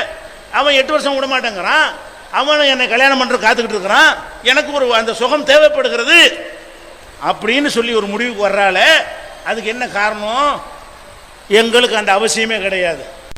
எங்கள் சமூகத்து பெண்களுக்கு அந்த நிலை ஏற்பட்டால் அழகா விசாரிப்போம். பிடிக்கலையா? குழாண்டு முறை இருக்கிறது. ஜமாத்தில் கேட்பார், என்னம்மா பிடிக்கலையா? ஏமா பிடிக்கல? பிடிக்கலங்க, சரி விட்டுரு. உனக்கு எவ்வளோ மகர் கொடுத்தாரு? மகரை திருப்பி கொடுத்துட்டு நீ பிரிஞ்சிக்க மாட்டோம், அவ்வளோதான். மேட்ரு முடிச்சு. நம்மளுக்கு அது 3 வாய்ப்பு, அவளுக்கு ஒரே வாய்ப்பு முடிஞ்சு வச்சுக்காது. வழங்குதா? ஒரு வாரத்தோட ஓடி போய்க்கலாம், 1 மாதம் கழிச்சு கல்யாணம் பண்ணிக்கலாம். ஏன் ஒருத்தன் கணவன் சரியில்லை, இன்னொருத்தனை விரும்பி தொலைஞ்சிட்டு போ, விரும்பிட்டு முறைப்படி விவாகரத்து பண்ணிட்டு கல்யாணம் பண்ணிட்டு போ. எதுக்கு போட்டு அவனை போட்டு கொள்ற புருஷனை? அப்ப புருஷன் பிடிக்காமல் இன்னொருத்தன் பிடித்து போய்விட்டால் அவனோடு சேர்ந்து கொண்டு பெண்கள் வந்து புருஷனை கொள்ளுகிறார்களே, அது எங்கள்கிட்ட உண்டா? 1-2 இருக்கலாம். சட்டம் தெரியாத ஒரு கபோதிகள் நம்ம சமூகத்தில் வேணா 4 பேர் இருப்பான். அப்படி ஏதோ 1-2 நடந்திருக்கலாம். சதவீதத்தை போடுற அளவுக்கெல்லாம் இருக்காது. அப்ப என்ன செய்யறோம்? எங்களுடைய விவாகரத்து எளிமையான சட்டத்தில் எந்த மனைவியும் கணவனை கொள்ள மாட்டாள், எந்த கணவனும் மனைவியை கொள்ள மாட்டான். சந்தோஷமாக பிரிந்து சந்தோஷமாக வாழ்வார்கள். அதனால அது குழுமி இருக்கிறார்கள். இதை வேலை நீ என்னத்தான் ஊடகத்தில் போட்டு கத்துன்னு கத்துனாலும் அவங்க இந்த செய்தியெல்லாம் எங்க பெண்கள் படிக்கிறது இல்லையா? தெரியாதா? ஸ்டவ் அடிக்கிறலாம் பார்க்க மாட்டாங்களா? எங்க இருந்துட்டு யாரை கூப்பிடுறது? கொள்ளந்தருவில் ஊசி விற்கிறீங்களா கேட்பாங்க. பழமொழி சொல்லுவாங்கல்ல, கொள்ளை அவன் தொழிலே இரும்பு தொழில், அவங்ககிட்ட போய் ஊசி விற்க போனா எப்படி இருக்கு? அந்த மாதிரி நாங்கள் எல்லாத்தையும் கரகண்டு உட்கார்ந்து இருக்கிறோம், நீ எங்களை வந்து கூப்பிடுறியா என்கிற அளவுக்கு மக்கள் விழிப்போடு இருக்கிறார்கள். ஒரு காலத்திலும் இஸ்லாம் சொல்லக்கூடிய இந்த தலாக்கு முறை மக்களுக்கு பெரிய நன்மை. சொல்ல போனால் நீங்கள் இதை நம்ம நல்ல ஒரு வாய்ப்பை தந்திருக்கிறார்கள். என்ன வாய்ப்பு? நம்ம மோடி அவர்கள் இதை எடுத்து வச்ச பிரச்சனையின் காரணமாக நாடு முழுதே பேச்சு. தலாக்கண்டா என்ன படிக்கிறாங்களா? நம்மளும் இன்னும் இலவசமாக புஸ்தகங்கள்லாம் போட்டு கொடுக்குறோமா, தாவா பண்ணுறோமா? படிச்சுட்டு கருத்து எழுதுறாங்க. இது தெரியாமல் போச்சே. இது தெரிஞ்சா இதையே போலீஸ் நான் கேட்டிருப்பேன். யாரு? இந்துக்கள் எழுதுறான். முகநூல்ல இந்து மதத்தை சேர்ந்தவர்கள் எழுதுறான், இந்த விவாகரத்து சட்டம் சிறப்பாக இருக்கிறது, இதுவே பொது சட்டம் ஆக்கலாமே. நாங்க கேட்க மாட்டோம், நாங்க எங்கேயும் திணிக்க மாட்டோம், எங்களை விடும் தான் கேட்கிறோம். அவன் கேட்கிறான். யார் கேட்கிறா? முஸ்லிம் அல்லாத படித்தவர்கள் பண்டிதர்கள் எல்லாம் இஸ்லாம் சொல்லக்கூடிய இந்த விவாகரத்து முறை இருந்தால் எவ்வளவு மிச்சம், எவ்வளவு அலைச்சல் குறைவு, எவ்வளவு உயிருக்கு பாதுகாப்பு, எவ்வளவு கண்ணியம், எவ்வளவு மரியாதை, யாரும் கொலகாரன் ஆக்காத ஒரு விவாகரத்து முறை அப்படின்னு பாராட்டுகிற அளவுக்கு எங்களுடைய சட்டம் இருக்கும் பொழுது எங்க கூப்பிடுறீங்க? போலீஸ் சட்டத்துக்கா? இந்த சட்டத்துக்கு எதுக்கு? ஏன் புருஷனை பொண்டாடி கொள்றதுக்கா? அல்ல பொண்டாடி புருஷனை கொள்றதுக்கா? நீ என்ன பொது சட்டத்தை கொண்டு வந்தாலும் சரி, கோர்ட்டு தானே போய் சொல்ல போற. நீ கொண்டு வரக்கூடிய சட்டத்தின் என்ன விதியா இருந்தாலும் நீ எங்க போய் சொல்ல போற? கோர்ட்டுக்கு போம்ப. அதுக்கு தானே கத்திக்கிட்டு இருக்கிறோம். அதனால தானே பஞ்சாயத்தை கோர்ட்டுக்கு போறதுனால தானே இவ்வளவு பிரச்சனை நடந்து கொண்டிருக்கிறது. 25 ரூபா ஒரு ஜான் இடத்துக்காக நீ கோர்ட்டுக்கு போனீங்கன்னா உங்க பேரங்காலத்தில் தீர்ப்பளிக்கிறான். இந்த கோர்ட்டுக்கு போக சொல்றியா? ஒரு கேஸ் நம்ம நாட்டில் தான் 70 வருஷத்துக்கு பிறகு டைவர்ஸ் கேஸ் தலாக் கொடுக்குறாங்க கோர்ட்ல. ஒரு பொம்பளை புருஷன் பொண்டாடி விளாண்டு தலாக்கு மனு போட்டா விசாரிக்கிறான், கீழே விசாரிச்சு, அப்புறம் மேல செஷன்ஸ்ல விசாரிச்சு, அப்புறம் மேல வரைக்கும் விசாரிச்சு, கடைசியை தீர்ப்பளிச்சு விவாகரத்து தர்றேன். எப்ப? 70 வயசுல. 70 வயசான பிறகு அந்த விவாகம் இருந்தா என்ன, ரத்துனா என்ன? இந்த நிலைக்கு எங்களுக்கு கூப்பிடுறியா? அப்ப இஸ்லாம் சொல்லக்கூடிய இந்த விவாகரத்து முறை சிறந்தது. அதே நேரத்தில் ஒரு நம்ம சமூகத்தில் உள்ள தவறை நம்ம சுட்டி காட்டணும். என்ன தவறு? 3 தலாக் நான் சொன்னேன்ல, சில பேர் விளங்காம தலக் தலக் தலக் அப்படிங்கிறான். நம்ம சமூகத்தில் உள்ள ஒருத்தன் சொல்றான், 3 தடவை சொல்லிட்டான்ல, அதனால 3 முடிஞ்சிருச்சு, இனிமேல் சேர முடியாது. சேர வாய்ப்பு கொடுக்கறதுக்காக வேண்டி அல்லாஹ் தந்திருக்கான். அந்த வாய்ப்பை பிரிச்சிடக்கூடாது. விவாகரத்துன்னு சொல்லிக்க, சேர வாய்ப்பு இருக்கான்னு அவகாசம் எடுத்துக்க, நல்லா யோசி, நிதானத்துக்கு வா, மறுபடியும் சேர முடிஞ்சாலும் சேர்ந்துக்க, இப்படிங்கிறதுக்காக வேண்டி அல்லாஹ் இதை தந்திருந்தால் இவன் என்ன பண்றான்? நம்மளாலே வந்துக்கிட்டு தலக் தலக் தலக் 3 முடிஞ்சிருச்சு. இது எப்படி முடியும்? இது எப்படி முடியும்? இப்படி குர்ஆன்ல இருக்குதா? இப்படி நபிகள் நாயகம் சொன்னார்களா? இல்ல. நபிகள் நாயகம் ஸல்லல்லாஹு அலைஹி வஸல்லம் காலத்தில் எப்படி சட்டம் இருந்தது? நபிகள் நாயகம் காலத்து காண தலாக்கு தலாசு அல அகதி ரசூலுல்லாஹி ஸல்லல்லாஹு அலைஹி வஸல்லம் வ அகதி அபீ பக்ரின் வ சதரம் மின் இமாரத் உமர் இன்னமா யுஅத்து வாஹிதா. முஸ்லிம்ங்கிற நூலில் இடம்பெற்றிருக்கிற ஆதாரபூர்வமான ஹதீஸ். இதுக்கு என்ன அர்த்தம்? நபிகள் நாயகம் ஸல்லல்லாஹு அலைஹி வஸல்லம் அவர்களுடைய காலத்திலையும் அபூபக்கர் சித்திக் ரலியல்லாஹு தஆலா அன்ஹு அவங்களுடைய ஆட்சி காலத்திலையும் உமர் ரலியல்லாஹு அன்ஹுடைய முதல் 2 ஆண்டு ஆட்சி காலத்திலையும் 3 தலாக் என்று சொன்னால் அது ஒரு தலாக்காகத்தான் ஆக்கப்பட்டது. ரசூலுல்லாஹ் காலத்தில் தான் சட்டம், அபூபக்கர் காலத்தில் தான் சட்டம், உமர் ரலியல்லாஹு அன்ஹுடைய முதல் 2 வருஷத்துல தான் சட்டம். இனிமே எவனாவது பண்ணீங்கன்னா 3 தலாக்னா 3 ஆக்கிடுவேன் சொன்னாராம். அதை பிடிச்சி சட்டமாக்குறாங்க. அல்லாஹ்வுடைய ரசூல் சொன்னது தெரியல. ரசூல் ஸல்லல்லாஹு அலைஹி வஸல்லம் காலத்தில் 3ன்னு சொன்னதை 3ஆக ஏற்றுக்கொள்ளல. ஒருத்த மனைவியை பார்த்து 3 என்ன 3 லட்சம் தலாக்குன்னு கூட சொல்றா. ஒரு தலாக்கு தான். 3 லட்சம் தலாக்குன்னா எத்தனை தலாக்கு தான்? ஒரு வாய்ப்பு, ஒரு சான்ஸ். குர்ஆன்ல கூட அல்லாஹ் என்ன சொல்றான்? அத்தலாக்கு மர்ரத்தானி. தலாக்கு என்பது 2 தடவை, திரும்பவும் அழைத்து கொள்ளத்தக்க தலாக்கு 2 தடவை. 3வது விட்டால் முடிஞ்சு விட்டது அப்படின்னு 2 தடவை என்று அல்லாஹ் சொல்கிறான். ஒரு தடவை என்றால் என்ன? ஒரு எண்டு இருக்கணும், ஒரு ஆரம்பம் இருக்கணும், ஒரு முடிவு இருக்கணும். முடிவு இல்லாமல் தொடர்மையான அதுக்கு பேர் தடவைன்னு சொல்ல மாட்டோம். புரிந்து கொள்வதற்காக நான் சொல்ற இந்த விஷயம் 1987 ஆண்டு இதே திருச்சியில தௌஹீதுக்காக நடத்தின முதல் மாநாட்டில் இந்த தலாக் முத்தலாக்கை ஒழியுங்கள் என்ற தலைப்பில் நான் அன்று சொன்னதை இப்போ ஞாபகப்படுத்துகிறேன். இதே 87 சொன்னோம். அப்போ முத்தலாக்கு கொந்தளிச்சாங்க. இப்போ எல்லாருமே அந்த கருத்து வந்து விட்டார்கள். ஊடகங்கள் எல்லாம் நினைச்சிட்டாங்க இல்லை தான் ஒத்துக்கொண்டார்கள். அப்போ 87 இதே திருச்சியில் நடந்த ஒரு மாநாட்டில், அப்போ மாநாடு என்ன 100 பேர், அதான் அந்த காலத்து மாநாடு. நம்ம ஜமாத்தில் அந்த காலத்து மாநாடு என்னன்னா ஒரு 100 பேர் இருப்பாங்க. பயங்கர சந்தோஷமா இருக்கும். 10 பேரை பார்த்து பேசுவோமா, 100 சந்தோஷமா இருக்கும்ல. இப்போ பொதுக்கூட்ட மாநாடு போச்சு, அது இருக்காது. அப்போ மாநாடே வந்து பொதுக்கூட்டமாக இருக்காது, சின்ன 100 பேர் உட்காந்துருப்பாங்க. அதில் உட்காந்து நான் சொன்னேன், என்ன சொன்னேன், ஏன்னா 2 தடவை தடவை வேண்டாம். என்ன, ஒரு மனுஷன் வந்து இட்லி சாப்பிட்றான், 10 இட்லி சாப்பிட்டுட்டே இருக்கிறான், கையை கழுவிட்டான். எத்தனை தடவை சாப்பிட்டான்? ஒரு தடவை. இட்லி 10 சாப்பிட்டுருக்கான். எத்தனை தடவை சாப்பிட்டான்னா என்ன செய்வோம்? ஒரு தடவை சாப்பிட்டான்டுவோம். இன்னொருத்தன் 10 இட்லி வச்சுக்கிட்டான், 2 இட்லி சாப்பிட்றான். சாப்பிட்டு எந்திரிச்சு போய் கை கழுவுறான். மரம் வந்து உட்காந்து 2 எடுத்து வச்சு சாப்பிட்றான். மரம் போய் கையை கழுவுறான். மரம் 2 எடுத்து சாப்பிட்றான். இவன் எத்தனை, இவனுக்கு 10 சாப்பிட்டான். இவன் எத்தனை தடவை? 5 தடவை சாப்பிட்றான். ஏன்? எப்போ கையை கழுவிட்டானு முடிச்சுட்டானோ மறுபடி சாப்பிட்ற இன்னொரு தடவை. இது முதல் 2 சாப்பிட்டு கையை கழுவிட்டீல, முடிஞ்சிருச்சுல, அது ஒரு தடவை. இட்லி எண்ணிக்கை சமமாக இருந்தாலும் அவன் 10 இட்லியும் ஒரு தடவையில் சாப்பிட்டான், இவன் 10 இட்லி 5 தடவை சாப்பிட்டான். அப்போ தடவை தடவைன்னு சொல்லுவோம். நல்லா மர்றத்தான் 2 தடவைங்கிறான். தடவை தடவைன்னு சொன்னால் என்ன இருக்கணும்னா ஒரு எண்டு இருக்க வேண்டும், ஒரு முடிவு இருக்க வேண்டும். ஒருத்தன் குளத்தில் இறங்கி குளிக்கிறான். இதெல்லாம் அந்த அந்த மாநாடு நான் சொன்ன ஞாபகப்படுத்தி சொல்கிறேன். இன்னைக்கு பசுமரத்து ஆணி போல அன்றைக்கு சொன்ன உதாரணம் ஞாபகத்தில் இருக்குது. அப்போ ஒருத்தர் குளத்தில் இறங்கி குளிக்கிறானா 1 மணி நேரம் தண்ணியில் கிடந்து வெளியே வர்றான். எத்தனை தடவை குளிச்சான்? ஒரு தடவை குளிச்சுட்டான். இன்னொருத்தர் என்ன செய்யறான்? இறங்குறான், மரம் வெளியே வர்றான், தலையெல்லாம் தோட்டுறான், ட்ரெஸ் எல்லாம் மாத்துறான், மரம் அவுத்து போட்டு மரம் போறான். இப்படியே செய்யறான். 1 மணி நேரத்தில் 5 தடவை செஞ்சுட்டான். இவன் 5 தடவை குளிக்கிறான்.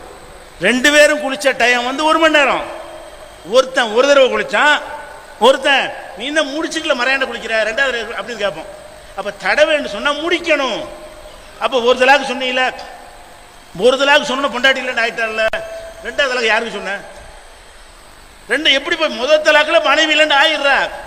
மனைவி இல்லாதவளுக்கு போய் தலாக்கு சொன்ன செல்லுமா? தலாக்குன்றான் இல்லைங்க, ஒரு தலாக்கில் பொண்டாட்டி இல்லைன்னு ஆயிடுறான். மறுபடி தலாக்கு யாருக்கு சொன்னே? வேற அந்நிய பண்ணி சொல்லியிருக்கிற, பொண்டாட்டிக்கு சொல்லலை. அப்போ கூப்பிட்டு சேர்ந்துக்கிட்ட மாதிரி சொல்லு. 2வது எப்போ சொல்லணும்? ஒரு தடவை தலாக்கு சொல்லிவிட்டால் மறுபடி சேராத வரைக்கும் இன்னொன்னு சொல்ல முடியாது. சேராத வரைக்கும் அவன் பொண்டாட்டி கிடையாது. நீ 1000 தலாக்கு சொன்னாலும் ஒரு தடவை தலாக்குனோட கதை முடிந்தது தற்காலிகமா. மறுபடி உள்ள தலாக்கெல்லாம் யாருக்கு சொல்லியிருக்கிறாய்? யாருக்கோ சொல்லியிருக்கிறாய், அந்நிய பெண்ணுக்கு சொல்லியிருக்கிறாய். இப்படி எல்லாம் அன்றைக்கு வாதங்களையும் ஆதாரங்களையும் எடுத்து வைத்து முத்தலாக்கு கொடுமைங்கிறோம். நீ என்ன எங்களுக்கு திருத்த வர்ற? எங்கள்கிட்ட அந்த சட்டம் இருக்கிறது, நாங்கள் பார்த்துக்கிறோம். அதை நீ மோடி வந்து அதை எங்களுக்கு சீர்திருத்தம் பண்ண வேண்டிய அவசியம் கிடையாது. எங்கள்கிட்ட சட்டம் இருக்கு, எங்க உலமாக்கள் எங்க அறிஞர்களே இன்னைக்கு நிறைய இந்த கருத்துக்கு வந்து கொண்டிருக்கிறார்கள். அது எங்களுக்குள்ள பார்த்துக் கொள்வோம். என்ன செய்யறாங்க நம்ம ஆளுகளை? அறிஞர்கிட்ட கேளுங்க, தலாக் இருக்கணும். நபி காலத்தில் சுன்னத்தான தலாக்குங்கிறது தான், இது பிதத்தான தலாக். எது தலக் தலக் தலாக்குன்னு முடிக்க பிதத்துன்னு இல்லாத மரியாதை சட்டமாக்குறீங்க. பிதத்தான அனாச்சாரமான நூதனமான நபிகள் நாயகம் காலத்தில் இல்லாத தலாக்குன்னு அவங்களுக்கு பேர் வச்சிருக்கிறாங்க. 3 தடவை ஒன்று ஒன்றா தலாக்கு சொல்லுவது சுன்னத்தான தலாக்கு. ஒரே டைமில் 3 சொன்னா பிதத்துன்னு என்ன? நபி காலத்தில் இல்லாது என்று அவர்கள் ஒப்புக்கொள்கிறார்கள். என்ன சொல்றாங்கன்னு ஆதாரம் சொல்லி ஒருத்தர் என்ன செய்யறான்னு கேட்டா, விஷம் இருக்கு, விஷம் குடிக்கக்கூடாது தான். குடிச்சா செத்துருவானா இல்லையா? குடிக்கக்கூடாது, அது விஷயம். ஒருத்தன் குடிச்சு விட்டான், இப்போ என்ன குடிச்சா என்ன ஆகும்? சாவணும். அது மாதிரி 3 தலாக்கு சொல்லக்கூடாது, சொல்லிவிட்டான், இப்போ என்ன முடிஞ்சு. இது ஆதாரம். என்ன ஆதாரம்? அறிஞர்கள் என்ன ஆதாரம் காட்டுறாங்க? விஷம் குடிக்கக்கூடாது, குடிச்சா செத்துருவானா இல்லையா? செத்துருவான். அதே மாதிரி 3 தலாக்கு சொல்லக்கூடாதான், சொன்னா என்ன நடந்துடும். அழகான உதாரணம் நம்ம ஆளுக்கள். சூப்பர், இது ஒரு உதாரணமா? அடே, கருத்துக்கு மெட்டீரியலுக்கு வித்தியாசம் இல்லையா? ஒரு கருத்துக்கு ஒரு முடிவு இருக்கிறது, ஒரு மெட்டீரியல். விஷம்ங்கிற ஒரு பொருள், அறுவாள் எடுத்து வெட்டுறது ஒரு பொருள். வெட்டுனா கை துண்டாயிரும். வெட்டிருமா? சாவு, செத்துருவீங்களா? சொல்லுக்கு இப்படி வருமானு கேட்டேன். அது தலாக்குங்கிற சொல்லு, கருத்து. கருத்துக்களை பொறுத்த வரைக்கும் அதை செயல்படுத்தினால்தான் செயல் ஆகுமே தவிர சொன்னவனே என்ன செஞ்சிடாது, ஆயிராது. இங்கே உதாரணம், விஷத்தை உதாரணம் காட்டுறானே தவிர. இப்போ என்ன செய்யறோம்? அவர் கடன் கேட்டு வர்றாரு, அவர்கிட்ட நம்ம ஒரு 3000 ரூபா கடன் வாங்கிட்டோம். அஜர்த்திட்ட கேட்டு வர்றாரு, அஜர் 1000 ரூபா கொடுத்துரு 3000 ரூபா அப்படிங்கிறோம். 1000 ரூபா தான் கொடுத்தோம், 1000 தான் அப்படிங்கிறோம். எங்க 3 சொல்லிட்டோம் இங்கிலீஷ் பத்திரிகையில். என்னன்னு கேட்டால், ஒருத்தன் பொண்டாட்டியை ஆஸ்பத்திரியில் சேர்த்துக்கிட்டான். நம்ம முஸ்லீம் ஆள் தான், பேர் தாங்கி முஸ்லீம். ஆஸ்பத்திரி சேர்த்து அஜத்திட்ட வர்றோம், பேர் வைக்கிறத கேட்கறதுக்கு வர்றான். அஜத் என்ன பண்ணிட்டாரு? அப்படியே புள்ள பிறந்தவுடனே பிள்ளைக்கு உடனே பால் கொடுத்துடாத, 5 பாங்கு கேட்கணும். 5 பாங்கு கேட்ட பிறகு தான் பால் கொடுக்கணும். ஒரு நாள் ஆகணுமா? 5 பாங்கு எப்போ கேட்கு? லோகருக்கு ஒரு பாங்கு, லோகரில் புள்ள பத்தான்னு வைங்களேன், அசர் பாங்கு, மகரிப் பாங்கு, இஷா பாங்கு, சுபு பாங்கு, அடுத்த நாள் லோகர் பாங்கு வரைக்கும், ஃபஜர் பாங்கு வரைக்கும் கேட்ட பிறகுதான் நீ பால் கொடுக்கணும். குழந்தை பெத்தா 5 பாங்கு காதில் விழுவணும். 5 பாங்கு காதில் விழுவான், பால் கொடுக்குறான். அந்த இருக்கு போய் அந்த அஜர் சொன்ன இவன் என்ன செஞ்சான்? ஆஸ்பத்திரிக்கு வந்தவன புள்ள பெத்துருச்சு. பிள்ளைக்கு அழுவன் பால் டாக்டர்லாம் கொடுக்க சொல்றான். கொடுக்காத. ஏன் கொடுக்காத? அஜர்த்து கொடுக்க வேணான்ட்டாரு. ஏன் 5 பாங்கு வரல? இப்பதான் லோகரா இருக்குது, இப்பதான் அசரா இருக்குது. புள்ள தாங்குமா? முன்னு சொல்ல போனா விஞ்ஞானிகள் என்ன சொல்றான்னு கேட்டா, குழந்தை பிறந்தவன சுரக்கிற பால் இருக்கு, சீம்பால் மாட்டுக்கெல்லாம் வருமே, அது வெள்ளையார் மஞ்சள் கலர்ல வரும்.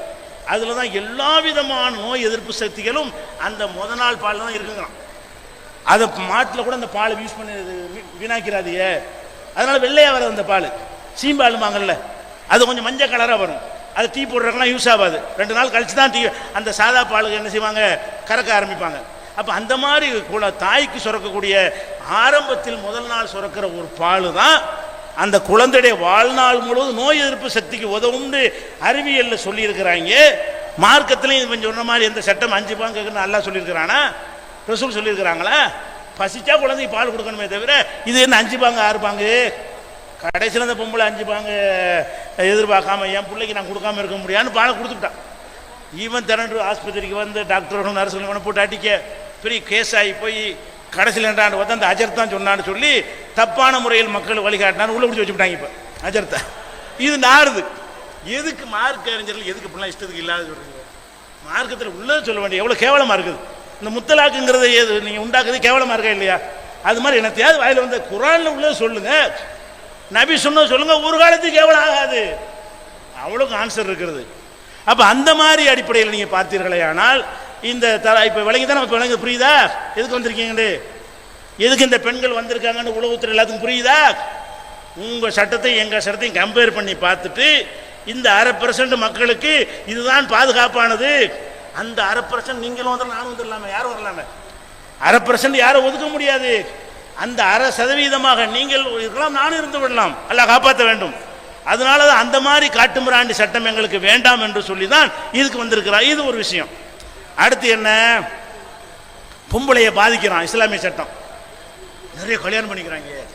அடுத்த மேட்டர் இருந்தது, நிறைய கல்யாணம் அது வாட்டு வதன்னு கல்யாணம் பண்றாங்க, ஒருத்தன் 4 பொண்டாட்டி வச்சு தெரியுறான், இதை வந்து தடுக்கணும் அப்படிங்கிறாங்க. ஏன் தடுக்கணும்? மனைவி பாதிக்கப்படுகிறாள், இதான மேட்ரு. சரி, மனைவி பாதிக்கப்படுறான், கண்டிப்பாக பாதிக்கத்தான் படுவான். ஒரு புருஷனோட இருக்கும்போது அந்த புருஷன் இன்னொருத்தைய கல்யாணம் பண்ணால் இவளுக்கு எல்லாமே ஷேர் ஆயிரும், எல்லாம் பங்கு வைக்கிற மாதிரி வரும். அன்புல பாதி போயிடும், சுகத்தில் பாதி போயிடும், பொருளாதாரத்தில் பாதி போயிடும், எல்லாமே பிரிஞ்சு போய்விடும் என்றால் கண்டிப்பாக இந்த பெண்ணுக்கு பாதிப்பு தான், அதை யாரும் மறுக்க முடியாது. அப்படின்னா அப்படிங்கிறது தான் பிரச்சனையாக இருந்தால் அப்போ நீ என்ன செய்யணும்? பெண்களை பாதிக்கக்கூடாது என்கிற காரணத்தினால் எந்த ஒரு ஆம்புளையும் மனைவி அல்லாத எந்த பெண்ணோடவும் எந்த விதமான உடல் உறவும் வைத்துக் கொள்ளக்கூடாது. அது தண்டனைக்குரிய சட்டம், குற்றம், மரண தண்டனைக்குரிய சட்டம் கூட சொல்லுவியா? அடே கல்யாணம் பண்றான் ஒருத்தன், அது பாதிக்குதுங்கிற. நீ கல்யாணம் பண்ணாம 72 வப்பாட்டி வச்சுக்கிற, அவளை மனைவிண்டுக்கிற, இவளை துணை வீண்டுக்கிற, தப்பிக்கிறாங்களா சட்டத்தில்? மனைவிண்டா மாட்டிக்கிறாங்க, உனக்கு ஒரு பொண்டாட்டி தான், நீ எப்படி 2 பொண்டாட்டி கட்டுறன்னு கேட்டுருவானா? யாருக்கு? முஸ்லீம் அல்லாத ஆட்க வந்து 2 பொண்டாட்டியை கல்யாணம் பண்ணா கோர்ட்டு கேட்குமா? என்ன கேட்கும்? எப்படி நீ 2 பண்ணுவ? அவன் என்ன சொல்லுவான்? ஐயா ஒண்ணுதாயா மனைவி, ஒன்னு துணைவி. அப்பவோ ஒன்னு மனைவி, ஒன்னு துணைவி. துணைவிக்கு லிமிட்டே கிடையாது, மனைவி 1, துணைவி அன்லிமிட்டட், எவ்வளவு நாள் வச்சுக்கலாம், அவனுக்கு லிமிட்டே இல்லை, 50 கூட வச்சுக்கலாம். அப்ப நான் கேட்கிறேன், பெண்கள் பாதிக்கப்படுகிறார்கள் என்பதற்கு இதை நீ பிரச்சனையை ஆக்கினால், இதை விட பல வப்பாட்டிகளை வைத்துக் கொண்டு திரிகிறானே, அது பாதிப்பார்களா இல்லையா? அது பெண்களுக்கு பாதிப்பு ஏற்படுத்துமா இல்லையா? அது தடு பார்ப்போம், அதுக்கு ஒரு சட்டம் கொண்டு பார்ப்போம். முக்காவாசி அரசியல்வாதி ஓடி போயிடுவான் உள்ள. எதுக்கு சட்டம் கொண்டு வந்த? வப்பாட்டிக்கு சட்டம் கொண்டு வந்தான்னு வைங்க, எல்லா பையனுக்கும் வப்பாட்டி இருக்குது. ஒரு பொண்டாட்டி 4 வப்பாட்டி இல்லாத எவனும் கிடையாது. அதனால அந்த சட்டம் வைக்கிற இடத்துல, சட்டத்தை உண்டாக்குற இடத்துல அவங்க இருக்கிறதுனால யோசிக்கிறாங்க, ஆஹா வப்பாட்டி மேட்ரு, வப்பாட்டி அவன் மட்டுமா, தீர்ப்பு வழங்குறவர்களையும் பல பேருக்கு அந்த மாதிரிலாம் இருக்கிறது. அப்போ வப்பாட்டி மேட்டில் கையை வச்சோம்னு சொன்னால் பஞ்சாயத்து ஆகி போயிடும். அதனால கல்யாண மேட்ரு 2க்கு என்ன வித்தி நான் கேட்குறேன். ஒருத்தன் பொண்டாட்டி இருக்கும்போது இன்னொருத்தையும் கல்யாணம் பண்ணிக்கிட்டான், அதுக்கு பொண்டாட்டிக்கும் ஒரு வப்பாட்டி வச்சுக்கலாம், 2க்கு என்ன வித்தியாசம் சொல்லு? 2க்கு என்ன வித்தியாசம்? வித்தியாசம் இருக்கு. என்னது? இது ஓப்பனாக டிக்ளேர் பண்ணி தெளிவை அறிவிச்சு இவனும் என் மனைவி தான் சொல்லி அப்படி செய்யும் பொழுது ரொம்ப அவசியம் இருந்தால் தான் செய்வான். ஏன்? கல்யாணம்னு சொன்னா சுமக்கணும், பொறுப்பை ஏற்கணும். வப்பாட்டிக்கு ஒன்று ஏத்துக்கிற தேவையில்லை, போயிட்டு வந்துட்டா போதும். கல்யாணம் பண்ண என்ன செய்யணும்? ஆஹா கல்யாணம்னு பண்றோம், சொத்துல பாதி போயிடும், சுகத்துல பாதி போயிடும், நாட்களில் பாதி போயிடும், எல்லாத்துலேயும் பாதி போயிருமே. நமக்கு ஏழுமா? நமக்கு சக்தி இருக்குதா? 10,000 ரூபாய் சம்பாரிச்சு 5,000 அவளுக்கு போயிருமே. அப்படியெல்லாம் கணக்கு பண்ணுனா கல்யாணம் பண்ற வரவே மாட்டான். பண்ணுங்க, தூக்கம் வைப்பாங்க ஆம்பளை கை, 2 முன்னாடி காண கை தூக்கம் வைப்போம், ஒன்றும் கூட காணும். அப்ப ஏன் பண்ண மாட்டேங்கிறோம்? கல்யாணங்கிறது பொறுப்பை சுமக்கிறது, வப்பாட்டிட்ட போறது ஒன்றும் கிடையாது. அது கொஞ்சம் காஸ்ட்லி நினைத்தானே, ஆனால் ஒரு நாளைக்கு ஒரு கிராக்கிட்ட போயிட்டு வர வேண்டியதானே, அதுக்கு தடை. அந்த நாட்டில் மனைவி இருக்கும் பொழுது விபச்சாரிகள்கிட்ட போயிட்டு வரானா இல்லையா? அந்த மாதிரியான விஷயம் நம்ம நாட்டில் குற்றமா? விபச்சாரத்தை போன தப்பா? கிடையாது. எது தப்பு? பெண்கள் விபச்சாரத்தை தொழிலாக நடத்தினால் தப்பு, 2 பேரும் விரும்பி போனால் தப்பு இல்லை. அதனாலதான் கௌதமி கமலஹாசன் 13 வருஷம் ஏன் இருந்தாங்க? விரும்பி செஞ்சார்கள். அதுக்கு என்ன சட்டம்? ஏன்டா கமலஹாசன் கௌதமி கல்யாணம் பண்ணாம தான் இருந்தாங்க, அதுக்கு அவங்க சட்டம் என்ன சொல்லுது? அப்படி விபச்சாரம் தப்பா இருந்தா தடுத்திருப்பீல, பிடிச்சி உள்ள போட்டிருப்பீல, அப்ப போடல. ஏன் போடல? தப்பு இல்லை சட்டத்துல. அப்ப என்ன நீ பேசுற? அப்ப எத்தனை பேரெல்லாம் வச்சுக்கலான்னு சட்டம் வச்சிருக்கிற, யார்ட்ட வேணாலும் போலாங்கிற. இது பத்தாதுன்னு சொல்லி அங்கங்க ரெட் லைட் ஏரியா, சிவப்பு விளக்கு, விபச்சாரத்துக்கு அந்த பக்கம் போனீங்கன்னா, பம்பாய் பக்கம் போனீங்கன்னா அவர் மாதிரி என்ன உங்களை கூப்பிடுவா. அதுக்கு அரசாங்கம் லைசன்ஸ் கொடுத்து வரி வாங்கி கொண்டு இப்போ பம்பாய்க்கு போன பொம்பளை கவனமாக இருக்கிற புருஷமாக அனுப்புனான், நாசமாக்கி வாழ்வோம். அந்த மாதிரி போற நின்று செய்யறா, அந்த மாதிரி கூப்பிடுறான். அதுக்கு ஒரு ஏரியா இருக்கு, சிவப்பு விளக்குண்டு. போலீஸ் ரைடு பண்ண மாட்டான், எவனும் கேட்க மாட்டான், வர்றவங்களாம் நம்மள மாதிரி அந்த மாதிரி ஆள் தான் இருப்பான், கவலைப்படவும் தேவையில்லை. நல்ல மனுஷன் போக மாட்டான்ல, அண்ணன் வந்துருவார், மாமா அஜித் வந்துருவார், பெரிய அதெல்லாம் கிடையாது. ஏன்? எல்லாம் இந்த கழிவெட்டுக்கால் தான் போகும். அதனால நம்மள மாதிரி கேஸ் தான் வரப்போன்னு சொல்லிட்டு என்ன செய்யலாம், அப்படி போறானுவோ சேப்பலுக்கு ஏரியாவில் போய் டெய்லி ஒரு பெண்ணிட்ட போய் சுகம் அனுபவிச்சுட்டு வர்றானே, வந்து இங்கே பொண்டாட்டி நல்ல பொண்ணு மாதிரி இருக்கிறானே, அதை தடுத்தியாடா? பெண்களுக்கு கண்ணீர் விடுறேங்கிறிய, பெண்கள் பாதிக்கிறாங்கன்னு விபச்சாரத்தை உன்னால் தடுக்க முடிந்ததா?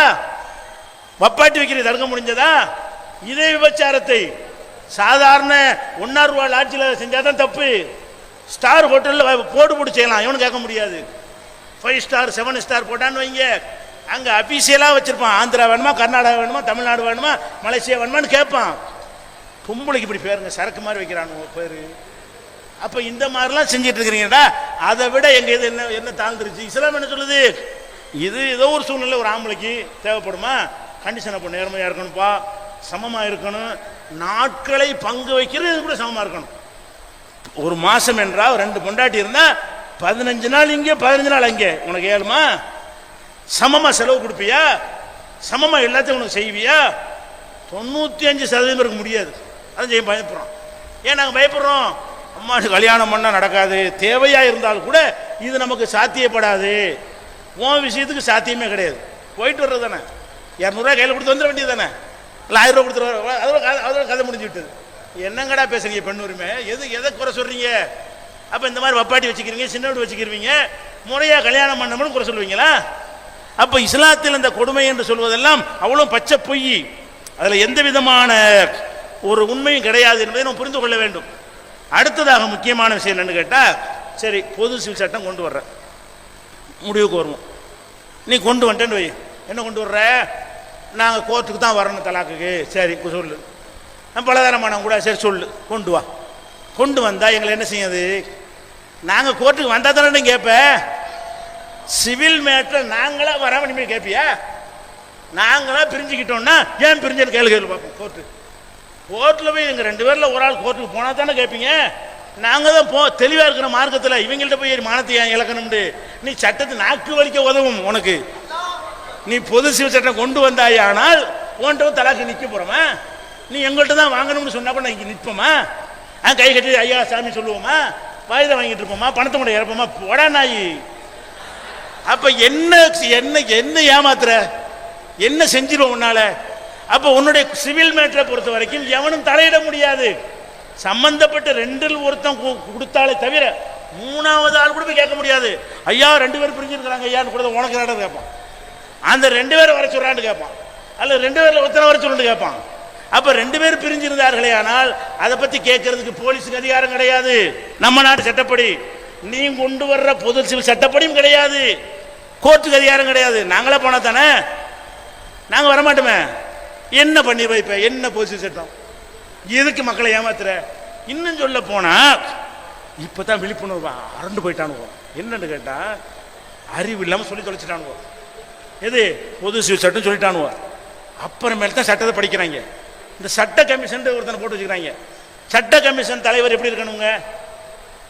நம்மளோட கூட சட்டம் தெரியணும்ல, வக்கீலோட கூட தெரியணும்ல, ஒரு நீதிபதி அளவுக்கு சட்டம் தெரிஞ்சிருக்கணுமா இல்லையா? ஒரு சுப்ரீம் கோர்ட் ஜட்ஜி அளவுக்காவது சட்டம் இருக்கணுமா இல்லையா?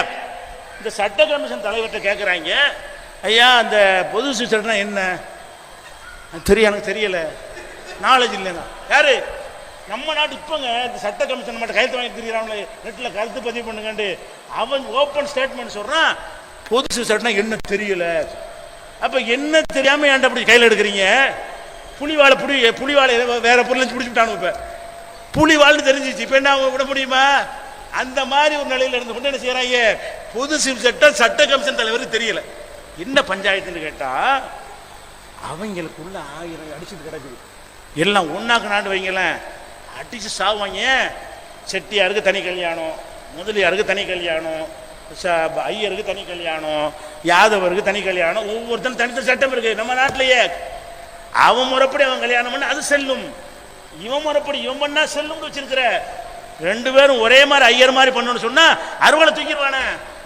நாங்களாம் சும்மா போராடிட்டு இருப்போம். இந்த வீரமிக்க வன்னியர் சமுதாயம், தேவர் சமுதாயம், தலித் சமுதாயம் அறுவலை தூக்கிடுவானுவோ. தாங்குமா நாடு? அவர்கள்லாம் ரொம்ப மதுரை பக்கம்லாம் வேற மாதிரி பேச்சு அறுவாலாம் நடக்கும். அப்ப அந்த மாதிரி மக்கள் மத்தியில் போய் நீ சட்டத்தை போட்டுன்னு வை, என்ன ஆகு?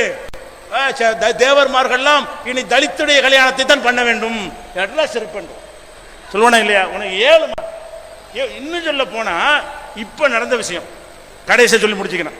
டைம் முடிஞ்சிருச்சோ? சரி, ஒரே ஒரு விஷயம் மட்டும். திருப்பதி வெங்கடாச்சலபதி கோயில் இருக்குது. அந்த கோயிலில் ஒரு யானை இருக்குது. அவங்கள சைவர்கள் ஒரு பிரிவு, வைணவர்கள் ஒரு பிரிவு இருக்கிறாங்க. அவங்க நாமம் போடுவாங்கல்ல யானைக்கு, அது யூ, இங்கிலீஷ் யூ வடிவில் நாமம் போடுவதா, ஒய் வடிவில் நாமம் போடுவதா? ஒய்னா கீழே நீட்டிட்டு இருக்க, யூ மாதிரி போட்டு அப்படி கீழே நீட்டுற மாதிரி நாமம் போட்டா அது ஒய் நாமம். இப்போ யூ மட்டும் போட்டா கீழே நீட்டலன்னு வைங்க, அது யூ நாமம் இருக்கு. யூ நாமம் ஒய் நாமம்னு பல சண்டையெல்லாம் நடந்தது. அது யானைக்கு வந்து என்ன நாமத்தை போடுவது, யூ போடுவதா ஒய் போடுவதா, இப்படின்னு ஒரு சண்டை வந்து திருப்பதி விஷயத்தில் நடந்திருக்கிறது. கடைசியில் என்ன ஆச்சுன்னா, வெள்ளக்காரங்க ஆட்சி காலம் தானே, அப்போ லண்டனில் கொண்டே கேச போட்டாங்க. யூ போடணும் இவனு, ஒய் போடணும் அவன் போட்டான். அவன் என்னடா அவனை சிரிப்பா இருக்கு, இப்படி இருக்கு பேர் விளையாண்டதுல இது நாமம் போடுறதுக்கு வந்துக்கிட்டு பெரிய விசுவாக்கி லண்டன் வரைக்கும் வந்துட்டானுல. அவன் என்ன செஞ்சான் பார்த்துட்டு விசாரிச்சு விட்டு, நீ யூ வேணாம் ஒன்று ஒய் வேணாம், ரெண்டுக்கு நடுவில் பானா போடு, பானா சதுரமா இருக்கணும், வளையக்கூடாது. யூ வந்து வளையும், வளைஞ்சிடாம இப்படி ஒன்று இப்படி ஒன்று இப்படி ஒன்று பா போடு, பானாமம் போடுன்ட்டான். அதை போட்டுட்டு இருந்தாங்க. இப்போ முந்தான என்ன பண்ணிட்டாங்கன்னு கேட்டா, இந்த பா போட்டுட்டு வந்தால் வரலாறுலாம் எடுத்து பார்த்தானா, நம்ம ஒய் தானே யூ தானே போடணும், இது பாவை போட்டுட்டு இருக்கிறோமேன்னு சொல்லி யூ போட்டு விட்டான். மர சண்டை, ஒய்க்காரன் வந்துட்டான். எப்படி போட போச்சு? அப்போ நான் கேட்குறேன், ஒரு யூவா இதை ஒன்றாக்க பார்ப்பேன், உனக்கு யூவையும் ஒய்யையும் ஒன்றாக்க முடியும், அவனாச்சும் பா போட்டான், நீ என்ன போடுவ? ஒரு நாமம் போடுறதுல உனக்கு ஒன்று பண்ண முடியுமா? தலித்துகளை கோயிலுக்கு விடுவியா? அந்த மக்களை குளத்தில் குளிக்க விடுவியா? பொது சுடுகாட்டில் அடக்க விடுவியா? அவனை அர்ச்சகராக்குவியா? என்னங்கடா நீங்க பொது சட்டம்னு கொண்டு வந்த நாடா இருக்காது, செதறி சின்ன பின்னமா போய் பல துண்டுகளாக அழிந்துவிடும். நாங்கள் எங்களுக்கு பஞ்சாயத்து கிடையாது, புறக்கணிச்சுட்டு போயிடுவோம். மற்றவன் புறக்கணிக்க மாட்டான், ஏத்து நிற்பான், கடுமையான ஃபைட் கொடுப்பான், எந்த அரசாங்கத்தினால தாங்க முடியாது என்று கூறி என்னுடைய உரையை நிறைவு செய்கிறேன். வாகுருதாவான.